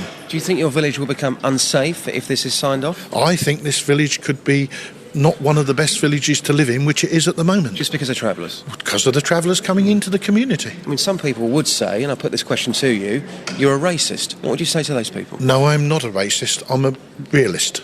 That's the difference today. So you're genuinely saying that you're here today because there's sewage problems and the village can't take any more. That's your genuine reason. You're honestly saying that's the truth. That's the truth, and I am not. And I am for the village. I've lived in the village many years, and as far as I'm concerned, we're not capable of taking them. Lots of people arriving already. The police are going to be here. Do you think there will be trouble here today? I hope not. I think they're grown adults, and they should act as grown adults. That's my opinion. There's no reason to have problems. OK, appreciate your time. Thank you. That's Raymond. So more to come after 8:30. The meeting starts at 10 and lots of people arriving already. Hundreds expected today here in Bedfordshire. That's Justin Dealey outside the council offices in Bedfordshire. After 9 o'clock, JVS is asking, do you understand the hostility towards travellers? You can give them a call now if you want, 08459 455 555. Apparently, I've confused algorithms with logarithms, and Paul Scoynes finds that hilarious. Beds, hearts and bucks travel. BBC Three Counties Radio. Still looking busy out there on the motorways at the moment. Anti-clockwise on the M25, heavy between 26 at Waltham Abbey and 25 at the A10 for Enfield. Also slow between 21A at St Albans and 20 at Kings Langley. And on the M40, it's looking heavy as well, heading north between the A40 at the Denham Roundabout and Junction 1A at the M25. Also slow towards London at the moment, between Junction 2 at Beaconsfield and 1A also at the M25. Heading south on the A1 through Sandy, it is busy at the A603 at the Sandy Roundabout. The Barnet Bypass also still slow, heading south between Stirling Corner and Mill Hill Circus. Also busy as well on the A10 at the Great Cambridge Road, heading through Cheshunt around Winston Churchill Way. Also busy as well between Bullsmore Lane and Southbury Road through Enfield. Everything else not looking too bad at all. Trains are moving nicely. Sophie Tyler, BBC Three Counties Radio. Getting beds, hearts and bugs talking. This is BBC Three Counties Radio. Good morning. With the 8:30 headlines, I'm Catherine Boyle. There are calls for the government to intervene in the case of a World War II pilot forced to sell his medals to pay for his Chorleywood care home. The Luton and Dunstable hospitals expressed deep regret over communication errors which led to a nil-by-mouth patient dying as the result of being fed. And the Amptill Lap Dancing Club, which sparked furious local protests when it opened in December, is set to cause even more controversy by relaunching as a nightclub. Beds, Hearts and Bucks Sport. BBC Three Counties Radio. The immediate future of the Chelsea manager Rafael Benitez is in doubt this morning after he rounded on the club's board and supporters following the 2-0 win at Middlesbrough in the FA Cup. The Spaniard confirmed he'll be leaving at the end of the season and criticised the decision to call him interim manager. I have experience as a manager and I will do my best until the last day. They put me the title of interim manager. It's a massive mistake. I am the manager and I will manage the team and until the end, every single minute. If they want to carry on wasting time with these things because they have an agenda, they have to take responsibility if something is wrong. What they have to do is to support the team and then everyone has to stick together and we can achieve what we want to achieve. So they have to realise that they are not making any favour to the rest of the fans and also to the players. Luton have confirmed that the highly rated teenage goalkeeper Tyler Redding has joined Norwich on a 2-year scholarship agreement for an undisclosed fee. The Hatters' head of youth operations, Matt Stannard, says they would never stand in the way of a player who's offered the opportunity to move on to a bigger club. A New Zealand 11 closed day 2 of the cricket tour match in Queenstown on 224 for 6, trailing England's first innings total by 202 runs. Earlier, Ian Bell made 158 in England's total of 426. Hamish Rutherford made 90 for the New Zealand 11 as he looked to play his way into the team for the first Test match, which starts on Tuesday in Dunedin. Finally, rugby and the Ireland prop Cian Healy has successfully appealed his suspension for stamping on England's Dan Cole during the Six Nations match in Dublin earlier this month. Healy's now free to play in Ireland's next match against France, which is a week on Saturday. That's your latest news and sport. More from me at 9 o'clock. On FM, AM and online. BBC Three Counties Radio. Would a statue of one of St Albans' most famous residents be welcome outside the town hall? Well, market traders don't think so. Our reporter Tony Fisher has been to meet them to find out why. We'll have that in a few minutes. And these bank card readers, the things that allow you to access your bank account online. I was speaking to work experience Ollie. He hasn't got one. He's just got a password. Oh, my word, that's so early 2000s. He hasn't got any money either, so... Anyway, we think we may have found someone who knows the answer to how these things work. We'll be speaking to them before 9 o'clock. We've been talking as well this morning about you find a wallet. This happened to Kelly Betts, one of our team. She found a purse on the floor at a gig. £10 was in it and a bank card. She called out the name of the person on the bank card. No one answered, so she kind of ummed and ahed and then handed the money in. Her friends are going, oh, go on. We can get some WKD with that. Go on, let's do it. Kelly Betts went, no, I work for the BBC. I'm responsible. If this got out, I would be in serious trouble. I'm going to hand this in. Karen has said, my daughter had her bag stolen from the train last year. It was found by a young lady who called me to say she'd found it. Inside was her purse and bank card. Thankfully, she had little cash on her. But this lady had done the decent thing by contacting me. In addition, Transport Police caught the guy who stole the bag. So if you find a purse, hand it in. Before now and 9 o'clock, 27 minutes, what's a good reward to give? I once found a wallet with £150 in, called the bloke up, he was, oh, that's brilliant, I'll come and collect it. Gave me £1. He gave me £1. You shouldn't expect anything, but I expected more than £1. 08459 455 555. What's the decent amount of a reward? Now, would a statue of one of St Albans' most famous residents be welcome outside the town hall? Market traders don't think so. Plans have been submitted to put up the statue of the golfer and creator of the Ryder Cup, Mr Samuel Ryder. The idea has come from the Samuel Ryder Foundation. Their aim is to raise awareness of the man's achievements, which includes the biennial golfing contest between Europe and America. Our reporter Tony Fisher went to St Albans on Market Day yesterday to find out why not everyone thinks it's a good idea. And just pay attention, this is a classic journalism. Tony Fisher remains impartial throughout this and in no way lets us know what his opinion on the story is. Standing in the middle of St Albans, busy morning, busy afternoon here, market's on, and we're standing in the spot where the Samuel Ryder statue is going to be. Dave Lawrence, you've organised a petition against this Samuel Ryder statue. That's right. We're standing in the precise spot where it's going to be. I don't see a problem. What's the problem? Well, the problem is it takes half of the way of this stall here because it's 14 foot by 12 feet. And obviously this is a Wednesday. On a Saturday there's another 2 stalls here generally where the statue is standing. And it affects basically about 6 traders in total because you've got different traders on a Wednesday, different traders on a Saturday. So it's not just affecting 2 stalls, it's affecting more than that. And then obviously you've got the butcher's stall here, which may be a problem once they've erected it, because it goes right out to that distance as well. But it's only 7 foot tall. Is it really going to take up that much of space? Height-wise, no, it's just the ground area it's covering. It's taking away about 4 to 6 feet of his stall there, which they can't move the stalls along because you've obviously got the trees and you've got the bollards there that are in the way. And you've got to bear in mind as well, it may be a Wednesday, but Saturday is a lot busier, and you've got all the vehicles that's going to come on at 4:30 to unload and load their vans from the stalls. They can still get past there, there's enough room.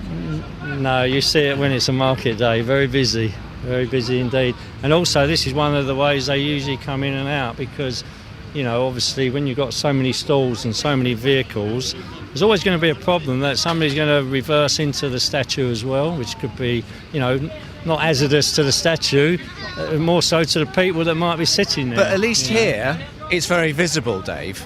And he was one of the St Albans' most famous residents. Yourself, you're aware, he created the Ryder Cup, famous biennial match between America and Europe. He needs to be recognised, doesn't he? Well, the problem in a prominent spot. The problem is on a market day, he's not so visible, he's not so recognisable, because you've got the height of the stalls that's going to block out part of the statue. You've got this area here where all the veg is stacked up. It's gone down a little bit now, as you can see, but on a Saturday that is full of veg and boxes.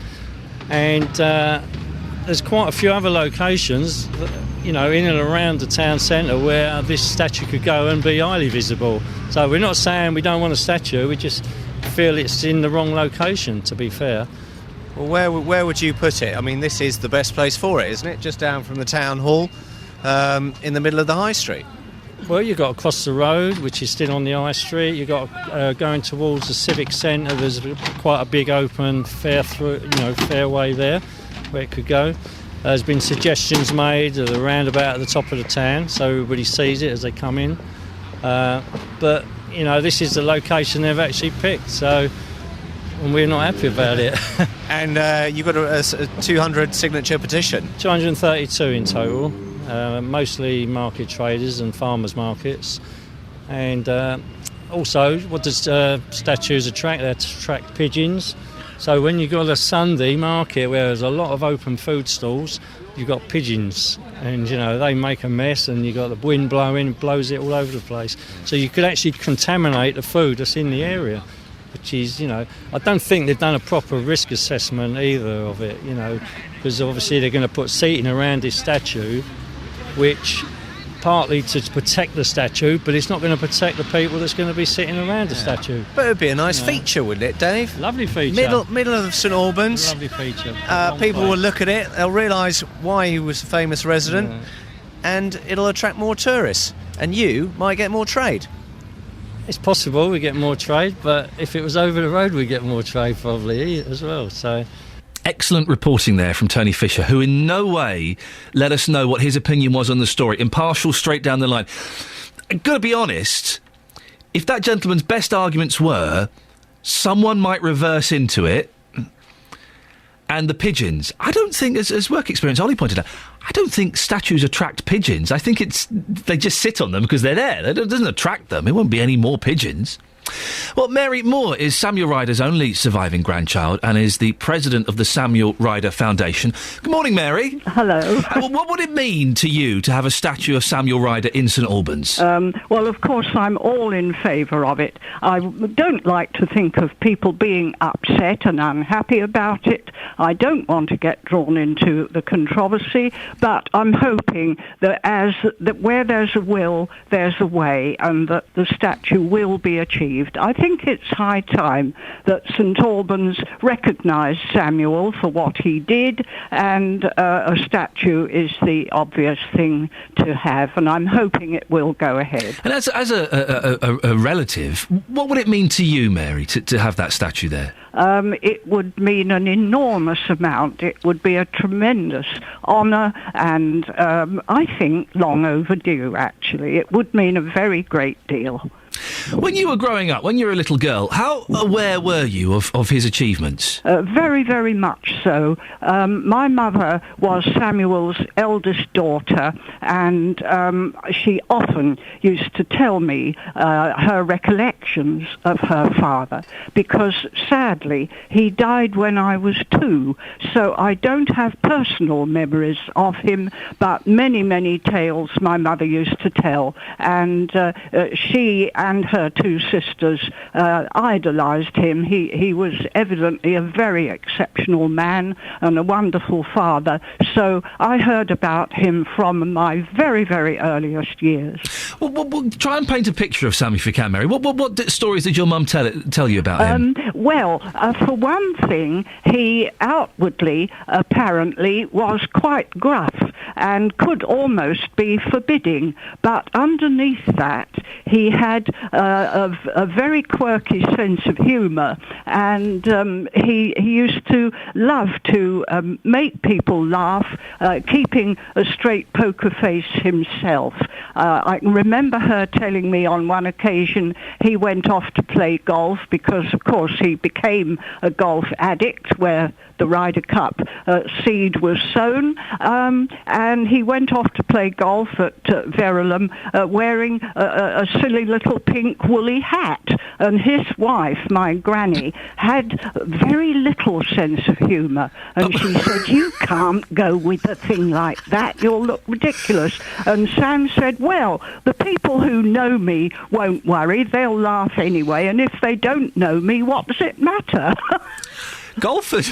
Your gran didn't have much of a sense of humour? No, Granny didn't.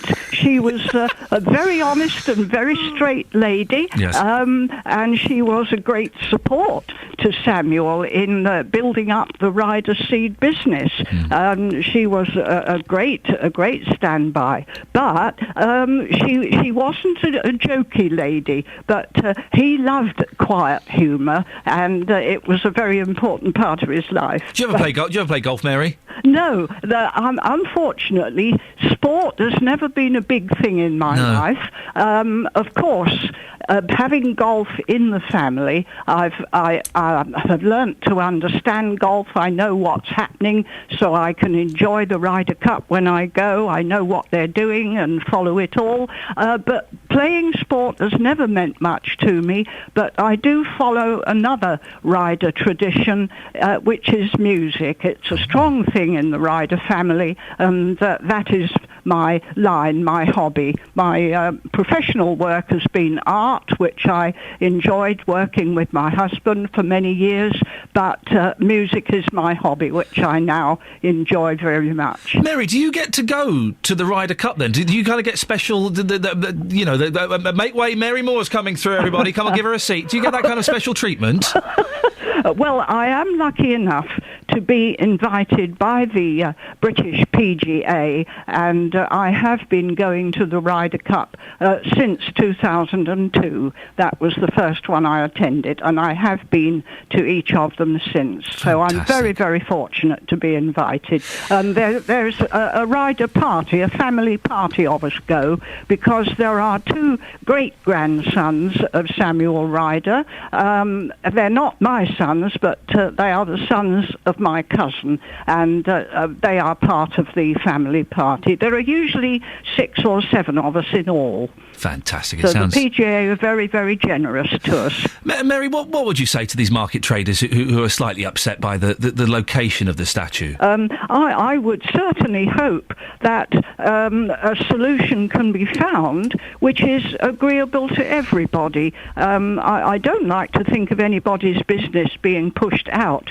but I wouldn't have thought it would come to anything quite so drastic as that. And of course, I doubt very much whether they are St Albans residents. Yes. And the residents of the town should have the preference, I would think. But I would like to think that stalls can be relocated or some agreeable solution be found. I certainly hope that will be possible. Mary, I appreciate your time this morning, and I really appreciate your stories. Fantastic and lovely to hear about your grandfather. That's Mary Moore, who is Samuel Ryder's only surviving grandchild and president of the Samuel Ryder Foundation. Isn't that lovely? 8:45. Travel news now, Sophie Tyler. Beds, Hearts and Bucks travel. BBC Three Counties Radio. Clockwise on the M25, looking slow at the moment between 24 at Potters Bar and 25 at the A10 for Enfield. Also slow anti-clockwise at the moment. Fairly heavy between 26 at Waltham Abbey as well. And London bound on the M40, also still slow between Junction 2 at Beaconsfield and 1A at the M25. Now also heading it through Welwyn Garden City in both directions on the A1000, that's Broadwater Road. We're getting reports that it is closed in both directions following an accident. 2 vehicles involved around Bridge Street. Thanks to Jan for calling that one in. We'll find out a little bit more information on that for the next update for you. Trains are still looking good on the departure boards this morning. Sophie Tyler, BBC Three Counties Radio. Thank you, Sophie. Morning, 8:46, Thursday the 28th of February. This is Iain Lee. These are your headlines on BBC Three Counties Radio. There are calls for the government to intervene in the case of a World War II pilot forced to sell his medals to pay for his Chorleywood care home. The Luton and Dunstable Hospital has expressed deep regret over communication errors which led to a nil-by-mouth patient dying as the result of being fed. In sport, Luton have confirmed that highly rated teenage goalkeeper Tyler Redding has joined Norwich on a 2-year scholarship agreement for an undisclosed fee. Coming up, just where should the new Gypsy and Traveller pitches go in Bedfordshire? Hundreds of people are expected to voice their objections at the council's offices. Our reporter Justin Dealey has been there this morning and we'll hear from him before 9. But now at 8:47, let's get the weather with Elizabeth Rizzini. Beds, Hearts and Bucks weather. BBC Three Counties Radio. Hello, a very good morning to you. Today's not going to be a bad looking day, but it's a bit cloudy and cold out there to start with. Temperatures at the moment around 2-3 degrees Celsius, just 1 actually in High Wycombe at the moment. So yeah, a bit of a chilly old start, but we'll see some brightness emerge, or more brightness emerge through the rest of the morning and into the afternoon. Some spells of sunshine out there as well. Temperatures between 7 and 9 degrees Celsius later on this afternoon in Luton and Milton Keynes, down in St Albans as well. 9 degrees Celsius here if we get some sunshine, and I think we will through the afternoon. That's 48 in Fahrenheit. We've still got the northeasterly wind though, so if you stand in a more exposed spot, then it will feel quite chilly with the wind chill still coming from a very cold place, of course. Now into this evening and overnight, lots more low cloud, a milder night than we saw last night. Lows of around 3 or 4 degrees Celsius. Perhaps a few spits and spots of drizzle just where the cloud's at its thickest.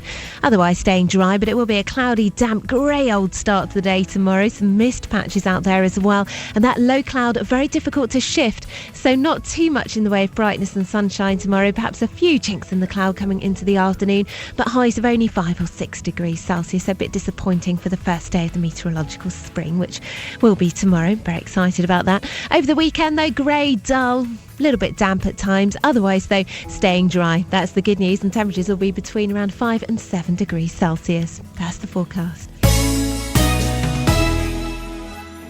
There are so many ways to listen to Three Counties Radio. On FM 95.5, 103.8 and 104.5. On AM 630 and 1161. Online at bbc.co.uk/Three Counties. And now on DAB Digital Radio. Search for us, BBC 3CR. Bringing local radio to you in more ways than ever. BBC Three Counties Radio. Should there be a Samuel Ryder statue in St Albans? Don, you live in St Albans. Yes, I do. What do you think of this? Well, I think there should be a statue there. I mean, we're a city here, and you go to any other city and there's statues all over the place. And the most central place is obviously in front of its town hall. Well, its town hall is a brand new building, really. It's called a city hall.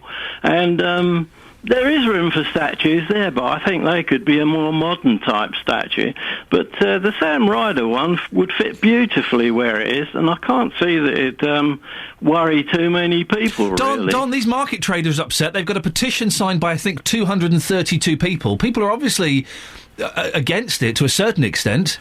Yeah, well, I can understand their concern about it.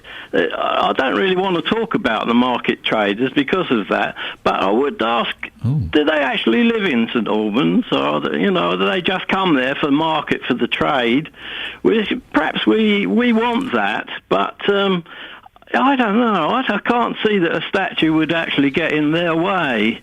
It could be to their advantage. There could be perhaps, these old dog troughs that they used to have in the olden days for dogs to get a drink from. They could fit one of those and a fountain with a statue on top of it, and I think that would look great. OK, Don, listen, thank you very much. Don lives in St Albans. He's for it. I thought they were horse troughs, the old troughs. I always assumed they were horse troughs for like the olden days when, horses still existed.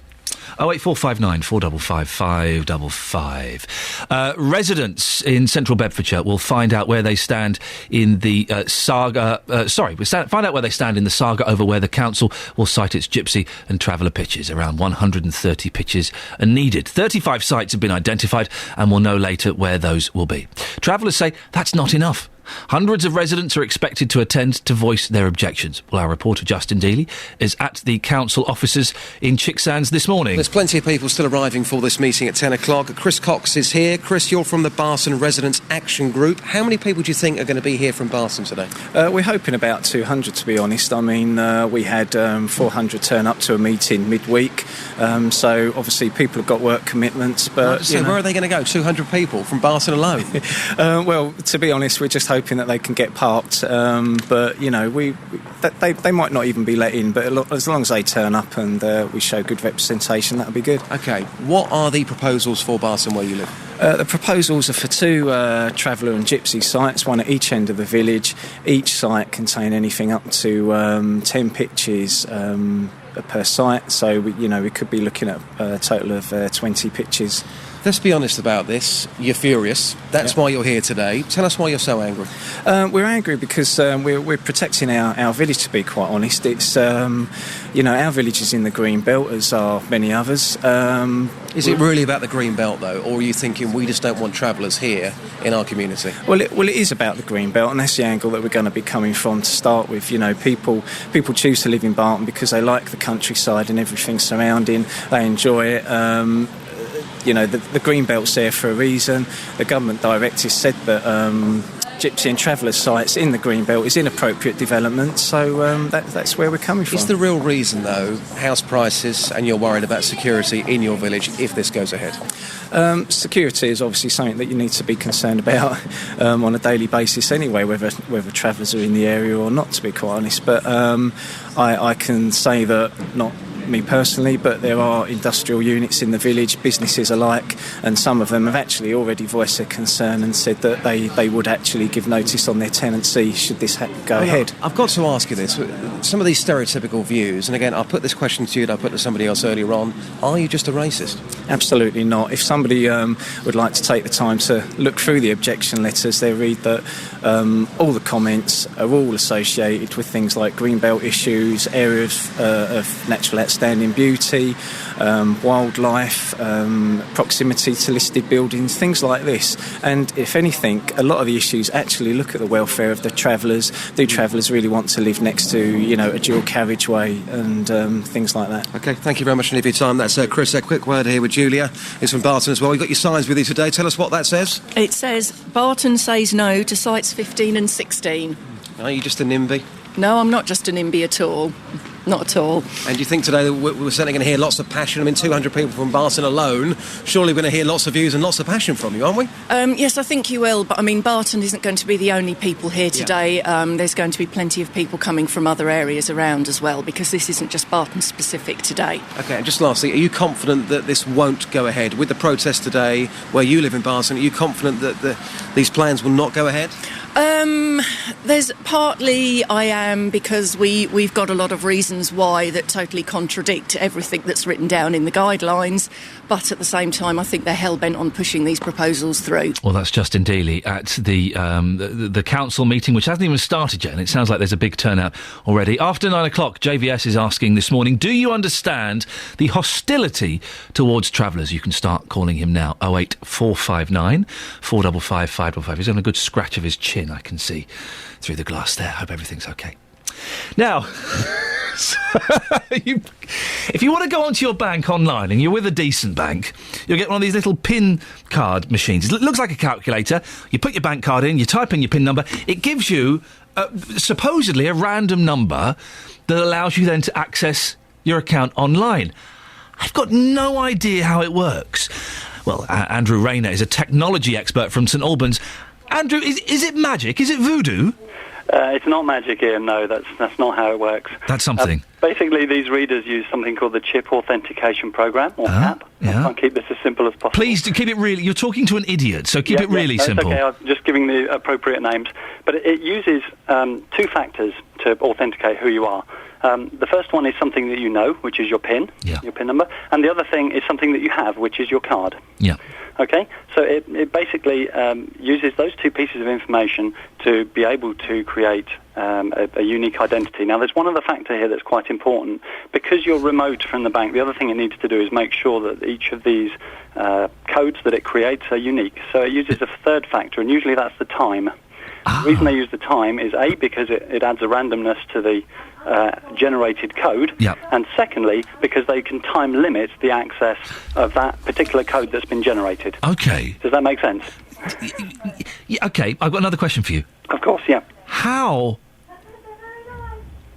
does it do it? I understand. Okay, so the time factor's good. The time is kind of what makes it a little bit special. Okay, let me give you a really simple example. Yeah, please. Imagine I took your postcode and your telephone number. Yes. And I just mixed the numbers and letters alternating. Right. Okay, I'd create a unique code. Yes. The trouble is that anyone with those two pieces of information could create that code. Yes. If I now added, let's say, the first digit of the hour of the time to all the numbers in the sequence... Brilliant. That code now is unique to that hour. Right. Imagine something like that, and you've basically got the concept. So these passwords that it creates are what's called a one-time password. They can also only be used once. Okay. And but then how does the bank know that password? Well, obviously they've got the card reference and they know your PIN number, or at least they get that verified using the device. Yeah. And therefore, the only thing they then have to worry about, if the reader has authenticated you as having those two pieces of information, is that the time matches to the time you're trying to log on. And that's how it works. I've got it. And you didn't use the word algorithms once. No, I'm very careful to avoid that phrase because I thought you were bound to ask me what an algorithm was, and I haven't got my dictionary out. Well, apparently I've amused Paul Scoynes, our political correspondent, by confusing algorithms with logarithms. Okay. Hilarious. Well, as long as people aren't trying to use their bank card readers as calculators, I think we'll all be fine. Andrew, listen, I've pretty much grasped what you said. Thank you for keeping it simple for me. Not at all. Pleasure. Andrew Rayner, who's a technology expert from St Albans. And doesn't he sound like a thoroughly decent chap? Thank you, Andrew. I think I've got it. I couldn't sit down and write a test paper on it, but I think I've grasped it. You see, we got there in the end. We've had philosophical debate, scientific debate. We've solved problems today, and I feel we've kind of achieved something. Not a lot in the great scheme of things. World peace is still some distance out of our reach, but I feel we've achieved something this morning. Right, enough of this prattle. Let's get the travel news now with Sophie Tyler. Beds, Hearts and Bucks travel. BBC Three Counties Radio. Still looking busy out there this morning, heading south on the A1 through Sandy. Fairly busy at the moment around the A603 at the Sandy roundabout. And through Welwyn Garden City, we still have reports that the A1000 at Broadwater Road is blocked in both directions following an accident involving 2 vehicles just around Bridge Road. Thanks to Jan for calling that one in for us. And southbound on the A1 at the Barnet Bypass, also still slow between Stirling Corner and Mill Hill Circus. While moving on to the motorways, anti-clockwise on the M25, still heavy between 26 at Waltham Abbey and 25 at the A10 for Enfield, and very slow again between 19 at Watford and 16 at the M40. The M40 itself is now looking like it is back to normal, no major problems to update you with there, and the trains are still running to time on the departure boards as well. Sophie Tyler, BBC Three Counties Radio. Sophie, excellent stuff as always. Thank you very much indeed. Well, there we go. We just managed to stagger across the finishing line at the end of the show, I think. Well done, everybody. Tomorrow's Friday, so we will have a little bit of music in the studio. I don't know what. I'm looking forward to finding out. Do stick around though, because JVS is up next. I'm back tomorrow at 6. Until then, ta-ta. Getting beds, hearts and bucks talking. This is BBC Three Counties Radio. Thank you, Iain. Good morning. Welcome to the JVS show. I'm Jonathan Vernon-Smith. It's Thursday. And on today's Big Phone-In, I'm asking, do you understand the hostility towards travellers? Hundreds of people are expected to go to the offices of Central Bedfordshire